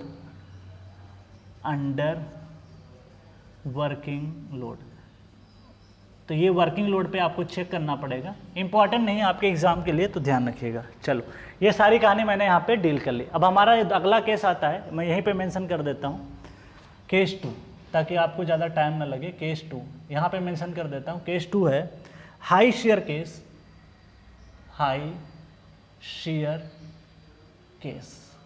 high shear case में VU max is greater then 0.6 VD रहेगा, और इसको हमको नहीं पढ़ना है, ठीक है, इसको लीव करना है। हाई शेयर का केस बीटेक वाले स्टूडेंट नहीं पढ़ते तो डिप्लोमा में पढ़ने का कोई मतलब नहीं है। बस इतना ध्यान रहना चाहिए कि 0.6 कोई वैल्यू आती है, इसकी डिजाइनिंग आपको नहीं पढ़नी है। हाँ, बाकी आपको ये वाला फार्मूला ध्यान देना चाहिए। ज़्यादातर प्लास्टिक होता है तो बीटा भी याद नहीं करना, बीटा इक्वल टू 1 मानना है। फिर Fy अपान gamma m naught into ZP। अभी ZP कैसे निकलता है इस सब के बारे में हम लोग डील करेंगे जब प्लास्टिक वाला चैप्टर पढ़ेंगे ना, तो वहाँ पे बहुत ही डीपली हम लोग पढ़ेंगे। तो आपको वहाँ पे ये चीज़ मैं रिकॉल करा दूंगा कि हम लोग डिज़ाइन कैसे किए थे। अब आप इसको चाहो तो कॉपी कर सकते हो, ताकि अब हम लोग आगे बढ़ें। अपना कुछ और इम्पॉर्टेंट टॉपिक है जिसको हमको यहाँ पे डील करना है, ठीक है। चलो कॉपी कर लो इसको, पहले स्क्रीनशॉट वगैरह लेना हो ले सकते हो।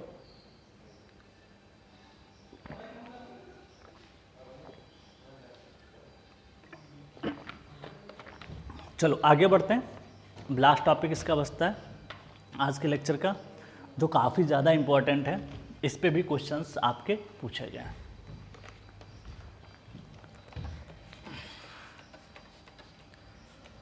अब हम लोग बात करेंगे इसके अगला पार्ट जो है उसको डील करते हैं, जो कि काफ़ी ज़्यादा इम्पोर्टेंट है। वो भी पूछा गया है कि इसकी बकलिंग कैसे होती है, वेब क्रिपलिंग क्या होता है। इस पर भी आपका ऑब्जेक्टिव क्वेश्चन पूछा गया है। तो हर जगह एक एक ऑब्जेक्टिव क्वेश्चन है, लेकिन फिर भी उसको पढ़ना पड़ता है। चाहे एक ऑब्जेक्टिव क्वेश्चन पूछे या 2 पूछे, पढ़ना तो पड़ेगा ही। अगर टॉपिक को टच किया है इसका मतलब आपको ये चीज़ पढ़नी ज़रूरी है, क्योंकि अब SSC का लेवल बढ़ता जा रहा है, तो फिर कोई भी चीज़ आप छोड़ नहीं सकते। जो बीटेक स्टूडेंट पढ़ते हैं वो भी आपको भी पढ़ना पड़ेगा अब, ठीक है। ऐसा नहीं मैं आपको डिप्लोमा लेवल पढ़ा दूँ फिर आप तो खुश हम भी खुश, लेकिन एग्ज़ाम आपका नहीं निकलेगा। इसलिए थोड़ा सा ये ध्यान रखो कि बीटेक लेवल की चीज़ें थोड़ा आपको अब पढ़ना पड़ेगा। वो धीरे धीरे हम देखो, कोई भी लेवल हमने एकदम से नहीं बढ़ाया, हर एक चीज़ को धीरे धीरे समझा कि क्या होता है, पहले जा करके छोटी छोटी बातें सीखी, फिर धीरे धीरे हम चीज़ों को क्या करते जाते हैं, जब आपकी समझ और आप स्ट्रांग होते जाते हैं फिर धीरे धीरे चीज़ों को हम क्या करते हैं, बढ़ाते जाते हैं। अपना लेवल तभी बढ़ा सकते हैं, ठीक है। शुरुआत में ही अगर चीज़ें टफ पढ़ा देंगे तो आपको समझ में नहीं आएगा। तो पहले हमने यही समझा कि कैसे चीज़ों को समझा जाता है यहाँ पे, और फिर धीरे धीरे करके हमने क्या किया, चीज़ों को समझना स्टार्ट किया। चल अब हम लोग बात करेंगे, क्योंकि देखिए बीम क्या है, सोम का पार्ट है, तो वो चीज़ को अगर आप यहाँ पे अप्लाई करते हो तो फिर कोई दिक्कत आपको नहीं आएगी। चल आगे बढ़ते हैं।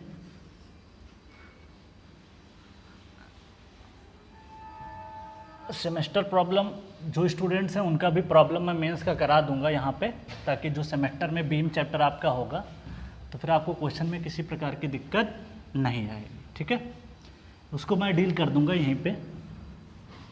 पहले अपना कंपटीशन का कवर करता हूँ, उसके बाद चीज़ों को आगे डील करता हूँ। तो ये कहानी तो हमारी हो गई। अब हम बात करेंगे यहाँ पे चेक फॉर डिफ्लेक्शन, उसको डील कर लेते हैं फिर आगे बढ़ते हैं। क्योंकि मैंने बताया था कि शियर में, बेंडिंग में और उसके अलावा आपको डिफ्लेक्शन में ध्यान देना पड़ेगा। तो थर्ड पॉइंट है चेक फॉर डिफ्लेक्शन। थोड़ा सा यहाँ पे रफ करता हूँ क्योंकि चीज़ें स्मूथ हो जाती हैं थोड़ा सा।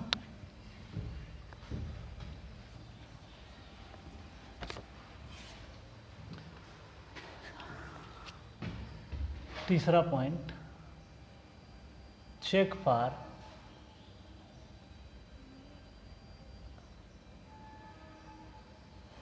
डिफ्लेक्शन। किसके लिए चेक करना है, डिफ्लेक्शन के लिए। यहां से एक ऑब्जेक्टिव क्वेश्चन आपको मिल जाएगा, ठीक है।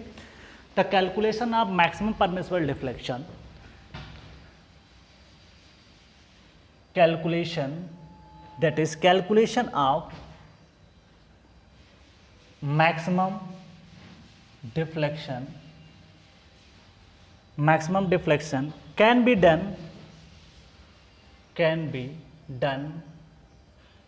done using service load,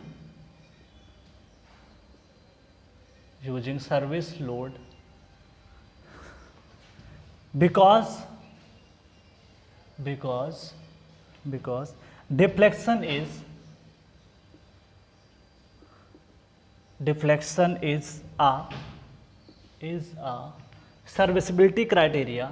इस चीज़ को तो मैंने बहुत पहले ही बताया था। अब वो सारी चीज़ें अब यूज होने वाली हैं। सर्विसिबिलिटी क्राइटेरिया मैंने समझाया था कि एक होता है लिमिट स्टेट ऑफ कोलैप्स होता है, और एक होता है लिमिट स्टेट ऑफ सर्विसिबिलिटी होता है। लिमिट स्टेट ऑफ कोलैप्स क्या होता है, जिसमें आपका bending, shear, torsion, tension, compression, overturning, collapse, ये सारी चीज़ें आपकी आती हैं लिमिट स्टेट ऑफ कोलैप्स के अंतर्गत, ठीक। लेकिन जैसे deflection, vibration, fire resistance, corrosion, ये सारी चीज़ें आती हैं लिमिट स्टेट ऑफ सर्विसिबिलिटी में। तो एक ऑब्जेक्टिव क्वेश्चन तो यही हो गया कि डिफ्लेक्शन को किस में कंसीडर किया जाता है, तो लिमिट स्टेट ऑफ सर्विसिबिलिटी में, ओके। वर्किंग स्ट्रेस में कभी बात नहीं करते हैं। वर्किंग स्ट्रेस जो मेथड होता है वहाँ पे कभी भी डिफ्लेक्शन की बात नहीं करते हैं। लिमिट स्टेट डिज़ाइन मेथड आया तो उसने ध्यान दिया कि यार दो पार्ट में इसको क्लासीफाई करते हैं, एक लिमिट स्टेट में और एक आपका क्लासीफाई करते हैं सर्विसिबिलिटी में। तो ध्यान है कि डिफ्लेक्शन किसके अंतर्गत आता है, सर्विस। और सर्विस लोड के केस में फैक्टर ऑफ सेफ्टी जो आपका लिया जाता है वो 1 लिया जाता है। तो इस बात का ध्यान रखना है कि जब भी आपको डिफ्लेक्शन चेक करना है, डिफ्लेक्शन कैसे चेक करोगे, सिंपली एक एग्जांपल के थ्रू समझाता हूँ। मान लिया कि एक आपके पास सिंपली सपोर्टेड है और ज़्यादातर आपके केस में यूडीएल रहता है, मान लिया W kilo newton per metre load है, इसकी डिफ्लेक्टेड प्रोफाइल कुछ ऐसे आएगी। तो इसका डिफ्लेक्शन आपने देखा होगा कि 5/384। जैसे मैं इस लोडिंग के हिसाब से बता रहा हूँ, आपका लोड चेंज हो सकता है, ठीक। L इसकी स्पैन है।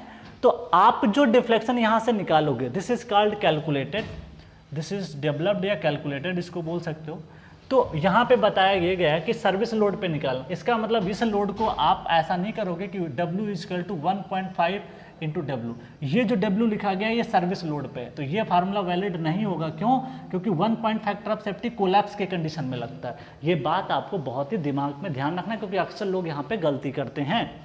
तो इसलिए ध्यान देना, यहाँ पे W जो है सर्विस लोड है। क्या है? सर्विस लोड है without factor of safety, without factor of safety.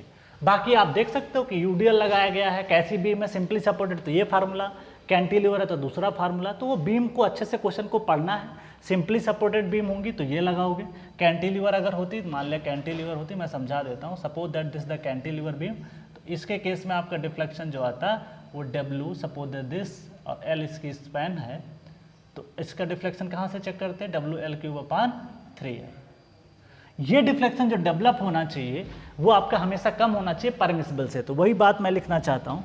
दूसरा पॉइंट है आपका IS कोड के according, IS code refer, IS code क्या कहता है, the maximum permissible deflection, the maximum permissible, अब एक बात और आपको दिखाता हूँ, maximum permissible deflection under general condition, under, ये ऑब्जेक्टिव क्वेश्चन पूछा गया है, जनरल कंडीशन, कोई स्पेसिफिक कंडीशन मेंशन नहीं किया है, जनरल कंडीशन, तो डेल्टा परमिसिबल जो निकल के आता है, मैक्सिमम जो होना चाहिए, delta permissible equal to span divide by, बहुत important, very very important objective है, तो इसको आपको ध्यान रखना पड़ेगा। तो जनरल कंडीशन के लिए स्पैन अपान कितना होता है, 300 होता है, ठीक है। तो इस चीज़ को आप ऑब्जेक्टिव में याद रखिएगा। अब फ्रेंड्स यहाँ पे परमिसिबल का टर्म पता क्यों आया, परमिसिबल इसलिए आया क्योंकि जो लोड है वो वर्किंग लोड होता है, वर्किंग लोड हमेशा किस में होता है, WSM में होता है, इसलिए WSM का टर्म हमेशा या तो परमिसिबल होगा या तो अलाउबल होगा। लिमिट स्टेट में अगर बात करते हैं तो कभी भी परमिसिबल उसको नहीं लिखते। चलो, ये बहुत इंपॉर्टेंट बात है, इसको ध्यान रखना जरूरी है। अब आते हैं next point to be discuss, ये तो आपको क्लियर हो गया। इसका मतलब ये हुआ कि जो ये डेल्टा है ना, डेल्टा कैलकुलेटेड लेस देन होना चाहिए डेल्टा परमिसिबल से, तभी जाके हमारी डिजाइन क्या होगी, सेफ होगी, परमिसिबल। चलो, ये बात हमको क्लियर होनी चाहिए। नेक्स्ट बात करते हैं जो कि काफ़ी ज़्यादा भी इंपॉर्टेंट होने वाला है, इस पर भी ऑब्जेक्टिव क्वेश्चन मिला। एक ऑब्जेक्टिव क्वेश्चन ये हो गया। दूसरा हम बात करते हैं चेक फॉर वेब बकलिंग। चौथा, ये डिज़ाइन के सारे स्टेप होते हैं भाई, चेक फॉर वेब बकलिंग। कहीं कहीं भी फेल कर गया, अगर किसी एक में फेल कर गया, इसका मतलब सेक्शन आपका क्या कर गया, फेल कर गया। तो इसको देखते हैं, ये बहुत इंपॉर्टेंट क्वेश्चन है, वेब बकलिंग। अब वेब क्या होता है इसको डायग्राम से देखेंगे। Web buckling occurs due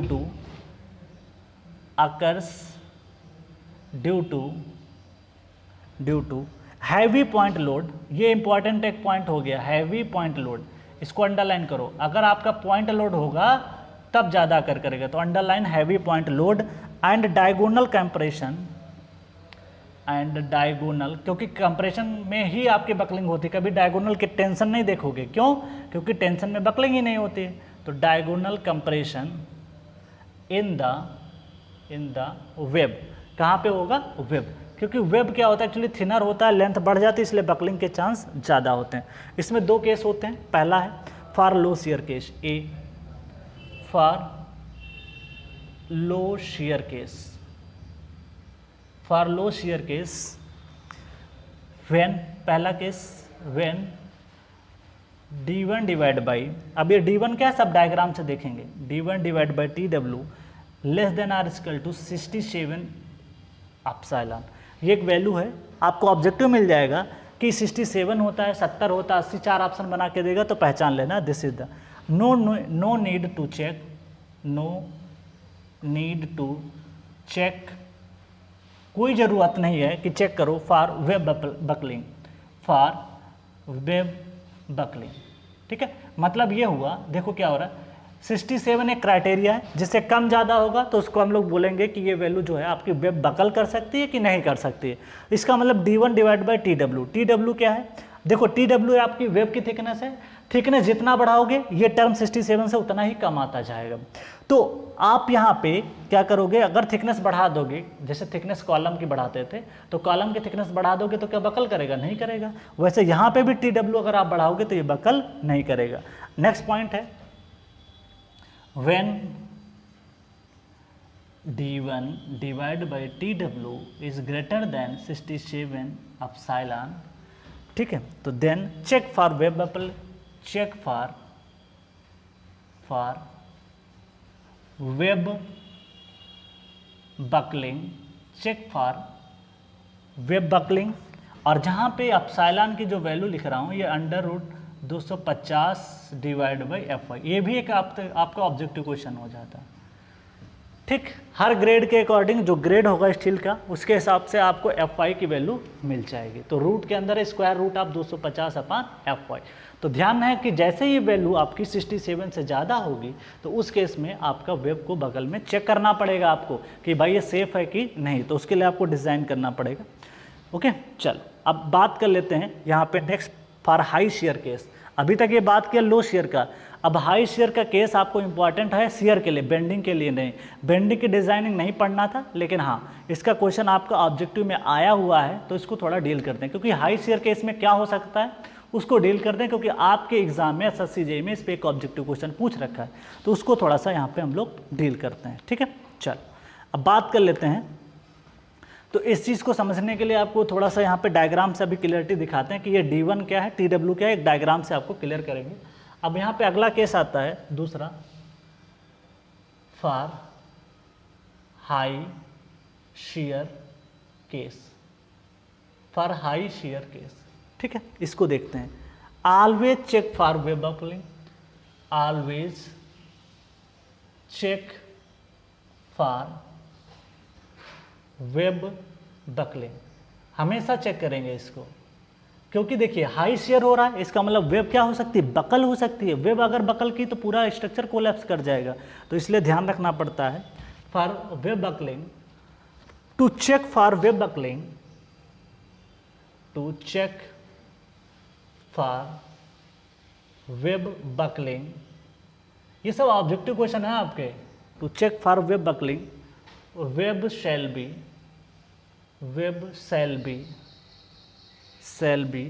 treated as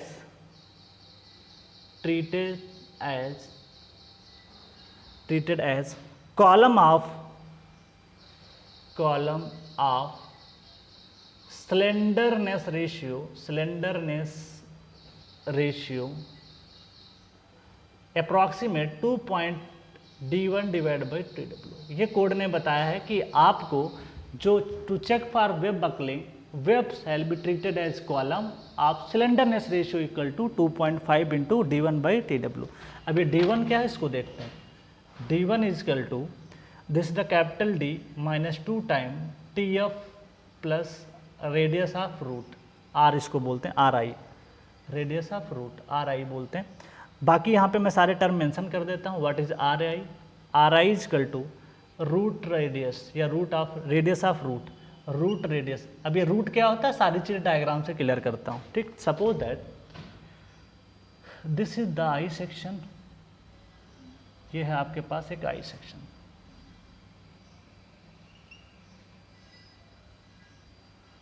ये है आपके पास एक आई सेक्शन।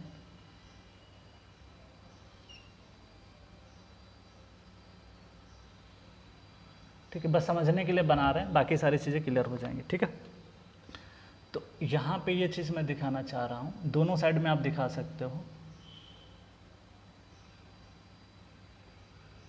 यहाँ पे भी दिखा सकते हो। ठीक, इसकी थिकनेस आप मान लेते हो, फ्लेंज थिकनेस TF। ठीक, विथ ऑफ फ्लेंज आपने दे रखा है, दैट इज विथ। ठीक, ओवरऑल डेप्थ आपको मेंशन कर रखा है, दैट इज कैपिटल D, ये आपने मेंशन कर दिया। और रेडियस ऑफ रूट जो है ना, दिस इज सेंटर हो जाएगा, इसको खींचोगे एक सर्किल बन जाएगा, तो दिस इज द RI, या इधर की वैल्यू भी RI आएगी। चल इधर भी आप लिख सकते हो, दिस इज कॉल्ड RI। तो यहाँ से लेकर के यहाँ तक की जो होती है, जो ये आपका घुमाव लिखाई पड़ता है, this is called radius of root. तो ये अप्रॉक्सीमेट आपकी रेडियस ऑफ रूट कहलाती है। ठीक, तो उसी चीज़ को मुझे लिखना है, तो यहाँ पे मेरे को लिखना है D1, तो ये हो जाएगा आपका D1। तो D1 जो है ना, यहाँ से लेके यहाँ तक, ये है D1, क्योंकि यहाँ पे सेक्शन जितना थिनर होगा उतने बकलिंग के चांसेस ज़्यादा होते हैं। तो आप देखो DN कैसे लिखना है, D1 को आप लिख सकते हो कैसे, ये है रेडियस ऑफ रूट होता है। अब ये रेडियस ऑफ रूट बताने का मुख्य कारण ये है क्योंकि आपका ऑब्जेक्टिव क्वेश्चन इससे भी रिलेटेड थोड़ा सा समझना जरूरी है। अब रूट रेडियस इसको बोलते हैं, जो कि आपकी यहाँ से लेकर के ये वैल्यू इधर और दोनों सेम मानते हैं, क्योंकि एक सर्कल की रेडियस हमेशा क्या होती है, इससे। अब रूट रेडियस देखो, ये टोटल कितना है, डेप्थ है, this is the capital D, overall depth of the section, minus 2 time TF plus RI। 2 time क्यों किया, क्योंकि TF इधर से सब्ट्रैक्ट करोगे और TF आप यहाँ से भी क्या करोगे, सब्ट्रैक्ट करोगे। दिस इज कॉल्ड TF, और इधर भी वैल्यू जो है दिस इज कॉल्ड आर आई। तो देखो आपको ये जो D1 कंसीडर करना है तो TF घटा दीजिए प्लस आर आई, इधर से भी उतना ही जाएगा इधर से भी उतना ही जाएगा, तो 2 टाइम मैंने यहाँ पे ये कर दिया। तो ये आपको थोड़ा सा ध्यान देना चाहिए। ओके, तो इस चीज़ को आपको यहाँ पे ध्यान देना है। अब बात कर लेते हैं हम लोग यहाँ पे, इस केस में कुछ और चीज़ें आती हैं, क्योंकि यहाँ पे अब क्वेश्चन जो कॉन्सेप्ट आपका आने वाला है वो काफ़ी ज़्यादा इंपॉर्टेंट है। क्या है? FCD शैल बी कैलकुलेटेड, जो डिज़ाइन स्ट्रेस है FCD shall be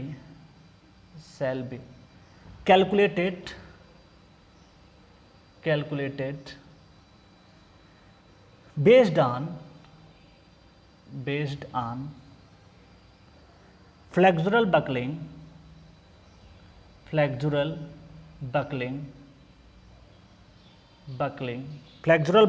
using slenderness ratio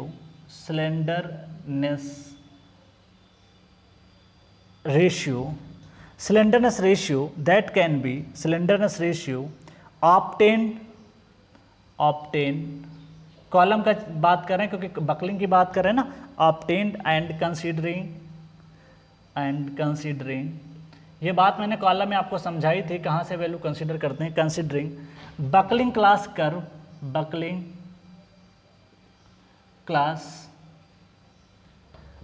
class C. एक कर्व होता है जो को मैंने आपको बताया था, अल्फा की वैल्यू ली थी, alpha is equal to ABC 3 curve लिए थे, तो वहाँ पे अलग अलग वैल्यू आपकी आई थी। ठीक है, तो इस चीज़ को ध्यान देना है कि यहाँ पे FCD shall be calculated based on the flexural buckling using slenderness ratio. तो अगर ऐसी कंडीशन आती फॉर हाई शेयर केस में, तो आपको जो डिज़ाइन स्ट्रेस लेनी पड़ेगी वो आपको FCD यहाँ पे कंसिडर करना पड़ेगा। ठीक, अब देखो यहाँ पे क्या हो रहा है, इस चीज़ को मैं थोड़ा सा यहाँ पे पहले इसको बता देता हूँ फिर आगे क्लियर करता हूँ। एट पॉइंट लोड, जहाँ पे पॉइंट लोड होगा वहाँ पे FCD into B1।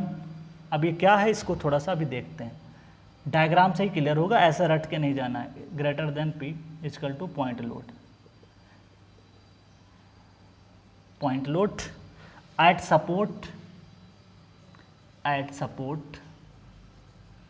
Eight support FCD into B2 into TW greater than or equal to R. अभी आर क्या है ये सब कहानी हम देखते हैं डायग्राम से, पहले आप इतना कॉपी कर लो फिर मैं आगे बढ़ता हूँ। ठीक है, चलो अब आगे हम बढ़ते हैं क्या कि कैसे ये R1 कहाँ से दिखाई पड़ रहा है उनके बारे में थोड़ा सा डील करते हैं, क्योंकि सारी कहानी उसी पे डिपेंडेंट हो जाती है। ये तो कहानी हो गई इसकी, तो मैं इसको रफ कर रहा हूँ ताकि आपको वो सारी चीज़ें यहाँ पे समझा सकूँ। चेक फॉर बकलिंग का केस हो गया। अब इसी में आपका ऑब्जेक्टिव क्वेश्चन ये निकल के आता है कि what is the web crippling क्या होता है, क्योंकि इस पे आप देखोगे कभी जाकर के आप चेक कर लिया करो कि SSC JEE में क्वेश्चन कहाँ से आना शुरू हो गए, तो आप देखोगे कि वेब बकलिंग और क्रिपलिंग वाला जो कॉन्सेप्ट है इस पे पूछा गया। अब वो कॉन्सेप्ट तभी समझ में आएगा जब ये कहानी मैं बता रहा हूँ। अगर ये कहानी आपको नहीं बताऊंगा, हाई शेयर कैसे ही नहीं बताऊंगा, तो कैसे आप समझ जाओगे। इसलिए बताना पड़ता है, क्योंकि अगर डायरेक्टली मैं लिख देता तो सीधे आपको डाउट आ सकता था। इसीलिए मैंने क्या किया, पूरा हाई शेयर का केस समझाया ताकि आपको चीज़ें क्या हो जाएँ, क्लियर हो जाएँ। तो अब हम बात करेंगे यहाँ पे next point to be discuss.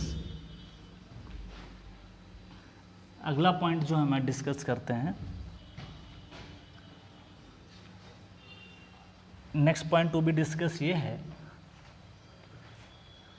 कि हाई शेयर के केस में कैसे हम लोग यहाँ पे डिज़ाइन करते हैं, और ये हमारा जो कॉन्सेप्ट है उसको हम लोग कैसे इसको यहाँ पे अप्लाई करेंगे। ठीक है, क्वेश्चन में भी देखेंगे इसको। अब ये कहानी आपको समझना जरूरी है कि ये B1 क्या है, B2 क्या है, P क्या है, R क्या है। इस चीज़ को समझने के लिए आपको एक डायग्राम की हेल्प लेते हैं जहाँ पे आपको क्लियरिटी आ जाएगी। चलो, इस डायग्राम की सहायता से अगर हम चीज़ों को क्लियर करें, मैं यहीं पे डायग्राम बनाता हूँ ताकि आपको समझने में आसानी रहे। कुछ इस तरीके से है, थोड़ा सा यहाँ पे सरफेस आपका स्मूथ हो गया है, इसको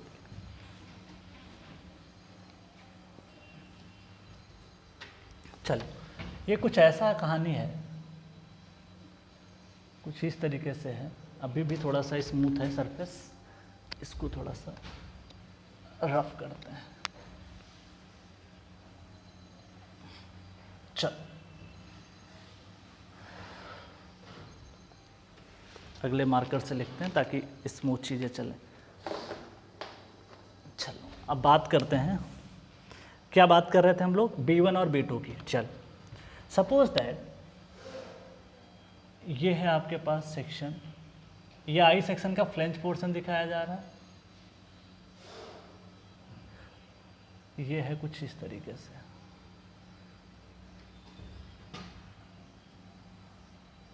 समझना है हमको तो कुछ ये है आपका दिस, ये आई सेक्शन आएगा आपको कुछ इस तरीके से। चल ये है आपके पास सपोर्ट, ये आपके पास है कुछ सपोर्ट, सपोर्ट होगा, सिंपली सपोर्टेड बीम डिजाइन कर रहे हैं तो सपोर्ट तो जाहिर सी बात है सपोर्ट ही होगा।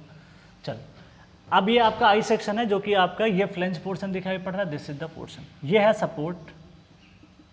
यहाँ पे कोई लोड आपने मान लिया कि दिस इज द लोड है, कोई की पॉइंट लोड की तरह काम कर रहा है, ठीक है, तभी तो ये डेवलप होगा। देखो यहाँ पे मैंने लिखाया था, यहाँ कहीं पे always check for web buckling, यहाँ पे पॉइंट लोड की वजह से चीज़ें आती हैं, ठीक है। इसको मैं लिख देता हूँ, टोटल लोड है W kilo newton per metre, इसको मैं लिख देता हूँ total load is equal to P, इसको मैंने लिख दिया टोटल लोड P के फॉर्म में, total load of UDL is equal to P। इसको कन्वर्ट कर लेंगे जितनी लेंथ में काम किया होगा, W है ना, B लेंथ में मान लेते हैं काम किया है, इसको B से मल्टीप्लाई कर देंगे, W इंटू B करोगे तो टोटल लोड निकल के आ जाएगा P। इसका मतलब P हो गया आपका ये वैल्यू, क्लियर। ये इसलिए जनरल फॉर्म लिखा, कल को पॉइंट लोड भी लगा देगा तो सीधे पॉइंट लोड ले लेना, लेकिन अगर आपको UDL दिया गया है तो आपको UDL को कन्वर्ट करना पड़ेगा, किसमें, पॉइंट लोड में। जब तक कन्वर्ट नहीं करोगे तब तक पॉइंट लोड थोड़ी हो जाएगा। चल अब इसकी कहानी को समझने के पहले इसका जो डिस्ट्रीब्यूशन समझा जाता है एंगल का, वो लगभग रहता है इसका 45 डिग्री माना जाता है, कोड ने रेफर किया है 45 डिग्री मान के ये लोग रखते हैं। और ये जो वैल्यू है friends, this value to be taken as, ये है आपकी न्यूट्रल एक्सिस मान लेते हैं, ठीक है। इसको थोड़ा और फर्दर हम बढ़ाते हैं नीचे की तरफ, और ये जो वैल्यू है friends, this value taken as B1, कौन सी वैल्यू ली जा रही है, B1 दिस, ठीक है। तो ये वैल्यू आपकी B1 हो जाती है। थोड़ा सा डायग्राम को और सही बनाते हैं, ये है आपका angle 45 degree, this is B1, तो ये B1 वैल्यू कौन सी हो जाएगी, दिस। अगर आपने एंगल इसको 45 डिग्री माना है तो बहुत आसानी से निकाल सकते हो, tan theta is something upon something. और ये आपको यहाँ पे जो वैल्यू बता रखी है, this is thickness of flange, ठीक है। और जो B2 है, B2 की जो वैल्यू है वो कुछ इस तरीके से निकल के आती है। यहाँ से भी जो एंगल लिया जाता है वो लगभग 45 डिग्री ही लिया जाता है, तो this angle taken to be 45 degree. हालांकि देखने में ज़्यादा लग रहा होगा लेकिन हमें समझना है इसलिए हम इसको बना रहे हैं। तो ये हो जाएगी आपकी value, this is called B2, this is called B2, ये क्या हो जाएगा B2। अब देखो फ्रेंड्स यहाँ पे क्या हो रहा है कि ये जो वैल्यू है, ये एंगल आपने 45 डिग्री माना और यहाँ से एक रिएक्शन डेवलप होगा R, क्योंकि कंप्रेशन लोड, देखो यहाँ पे भी क्या हो रहा है, एक तरीके का कंप्रेशन है जिसको मैं P में कन्वर्ट किया, जो कि एक पॉइंट लोड की तरह हो जाएगा, दैट इज P हो जाएगा। और यहाँ पे भी एक पॉइंट लोड की तरह हो जाएगा जो कि सपोर्ट से होगा। अगर सपोर्ट बहुत ही ज़्यादा कंप्रेशन एग्जर्ट करेगा तो यहाँ पे आप देखोगे कि ये जो वेब पोर्शन है ना, ये बकल हो सकता है। इसी बकलिंग को रोकने के लिए हम लोग को चेक करना पड़ेगा कि ये जो R वैल्यू है, ये जो R वैल्यू है, ये इसकी लेस देन वैल्यू होनी चाहिए B2 इंटू TW से होना चाहिए। अब ये TW क्या है, आपको पता है कि इसकी जो थिकनेस है, this is the thickness into TW हो जाएगा। अच्छा, अब B2 क्या है, इसका हम ये इफेक्ट देते हैं, देखते हैं ये B2 कैसे निकलेगा। B2 कैसे निकलेगा, आपको अगर देखो इसको प्रोजेक्ट कर लीजिए आप, आपको ये डेप्थ तो पता होगा ना कितनी डेप्थ तक है, एग्जाम में बताएगा। ये tan थीटा लगाओगे, tan थीटा से या आपको कुछ और बता देगा या डिस्टेंस बता देगा, तो आसानी से आप इसको निकाल सकते हो, ठीक। सपोर्ट की विड्थ मान लेते हैं, इसने दे रखा है कितना A। अब इसको हम लोग लिखते हैं अपने फार्मूले के फॉर्म में, ठीक। कैसे निकलेगा इसको देखते हैं थोड़ा सा। अब यहाँ पे जो मेरा टर्म आ रहा है, यहाँ पे अगर हमको निकालना भी हुआ तो आप आसानी से इसको निकाल सकते हो। कैसे, इसको ऐसे प्रोजेक्ट करो, ये A है तो ये भी A हो जाएगा, ठीक। बाकी आप tan थीटा फार्मूला लगाओगे तो ये भी निकाल सकते हो, ये डेप्थ आपको कुछ ना कुछ बता देगा, तो आप आसानी से इसको निकाल सकते हो, ठीक। तो ये तो आपका हो गया reaction, that is called reaction R। आपको ज़्यादा याद करने की जरूरत नहीं, बस इतना ही पता होना चाहिए कि पॉइंट लोड की वजह से वेब बकलिंग यहाँ पे अकर होता है। यही एक ऑब्जेक्टिव क्वेश्चन आपका हो जाता है। चल अब बात करते हैं यहाँ पे जो इंपॉर्टेंट कॉन्सेप्ट हमारा है उसको डील करते हैं। तो आप आसानी से निकाल सकते हो, ये B तो ये भी B हो जाएगा यहाँ पे, this is also called B। बाकी tan थीटा फार्मूला लगा के आप क्या कर सकते हो, ये वाला वैल्यू निकाल सकते हो, ये वाला जोड़ दोगे तो आपको B2 मिल जाएगा, सॉरी B1 मिल जाएगा, B प्लस 2 टाइम समथिंग आ जाएगा, ये मिला दोगे तो 2 टाइम आ जाएगा। अब सबसे इंपॉर्टेंट जो पॉइंट इससे निकल के आता है उसको डील करते हैं, वो क्या है, दैट इज वेब, बहुत ज़्यादा इंपॉर्टेंट, वेब क्रिपलिंग और वेब क्रिम्पलिंग। ये बहुत ज़्यादा इंपॉर्टेंट है, जितना इंपॉर्टेंट कर सकते हो, क्योंकि ये क्वेश्चन आईएएस में 3-4 बार पूछा गया है और एसएससी जेईई में इसको टच कर लिया गया 2017 वाले पेपर में, 2016-17 में। इसलिए आपके लिए पढ़ाना जरूरी हो जाता है कि ये हो क्या एक्चुअली रहा है, कि जितना पॉइंट लोड आप बढ़ाते जाओगे उसमें वेब के क्रिपलिंग और क्रिम्पलिंग होने के चांस ज़्यादा। अब ये क्रिपलिंग क्या होता है, क्रिम्पलिंग क्या होता है, इसको कैसे रोका जाएगा उसको थोड़ा सा हम लोग देखते हैं। क्या है, पहला, beam may be subjected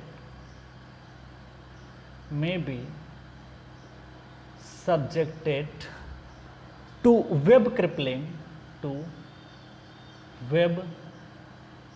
बहुत ज़्यादा इंपॉर्टेंट, इसलिए बार बार फोकस कर रहा हूँ, वेब क्रिपलिंग स्लैश वेब क्रिम्पलिंग, इसको दोनों नाम को सेम बोला जाता है, क्रिपलिंग बोल दो या वेब क्रिम्पलिंग बोल दो, दोनों को टर्म लगभग सिमिलर यूज किया जाता है, ठीक है।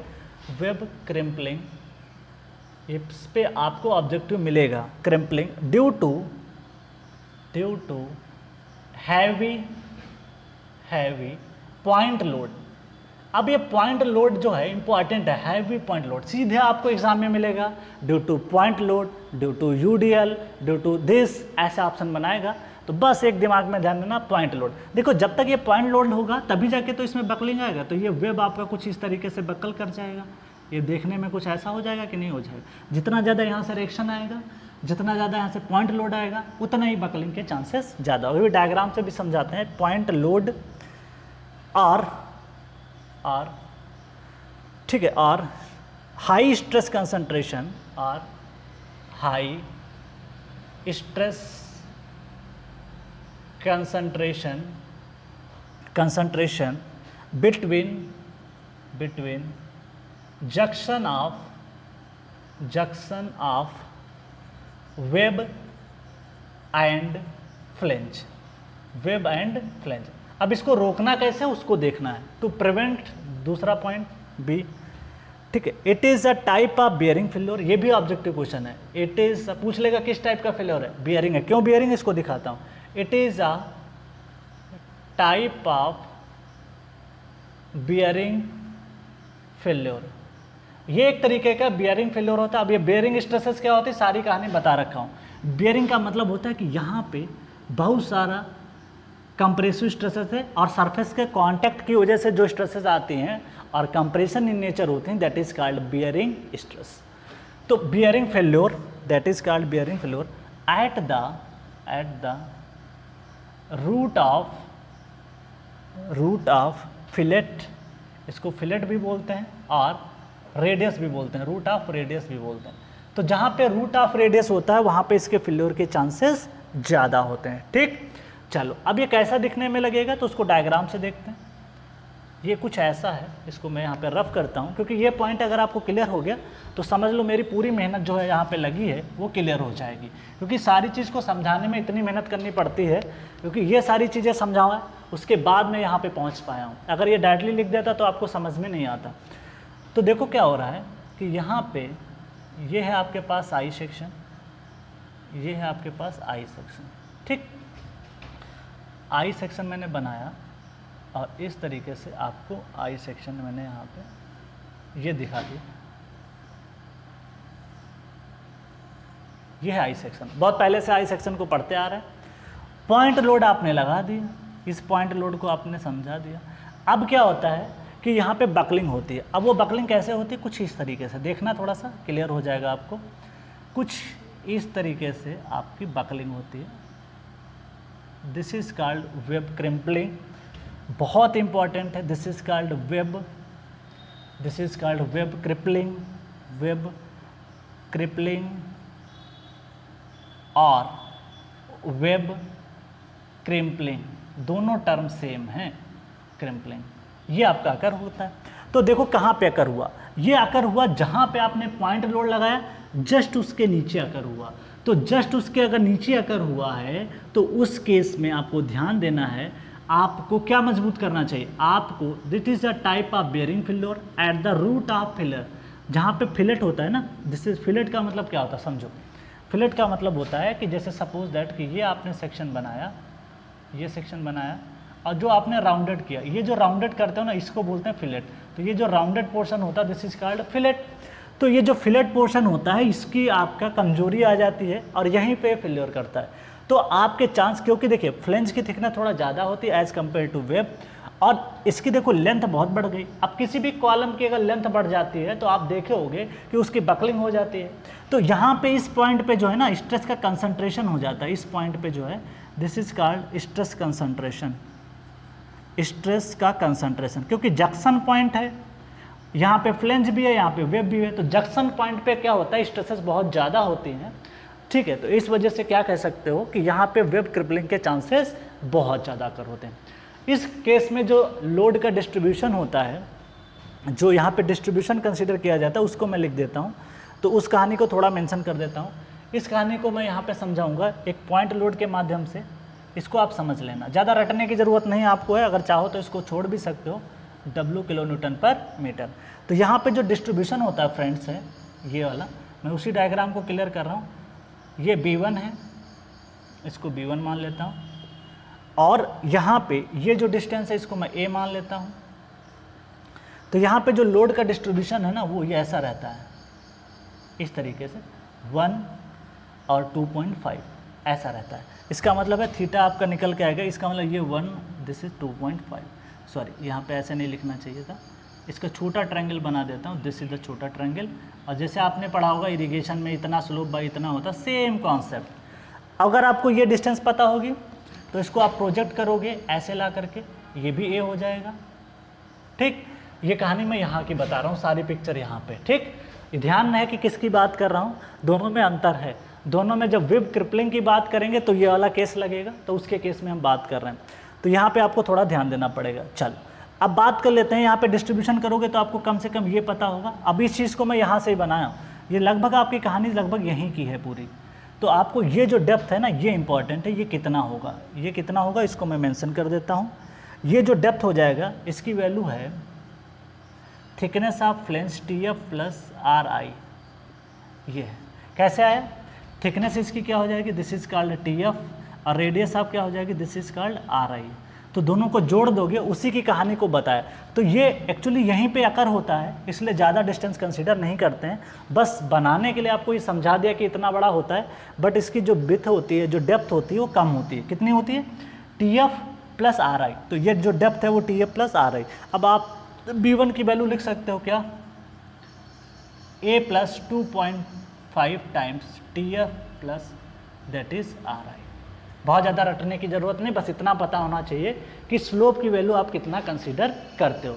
बस आपको ये पता हो जाए कि इसमें स्लोप 1:2.5 होता है, तो उसको आप कंसीडर कर लीजिए।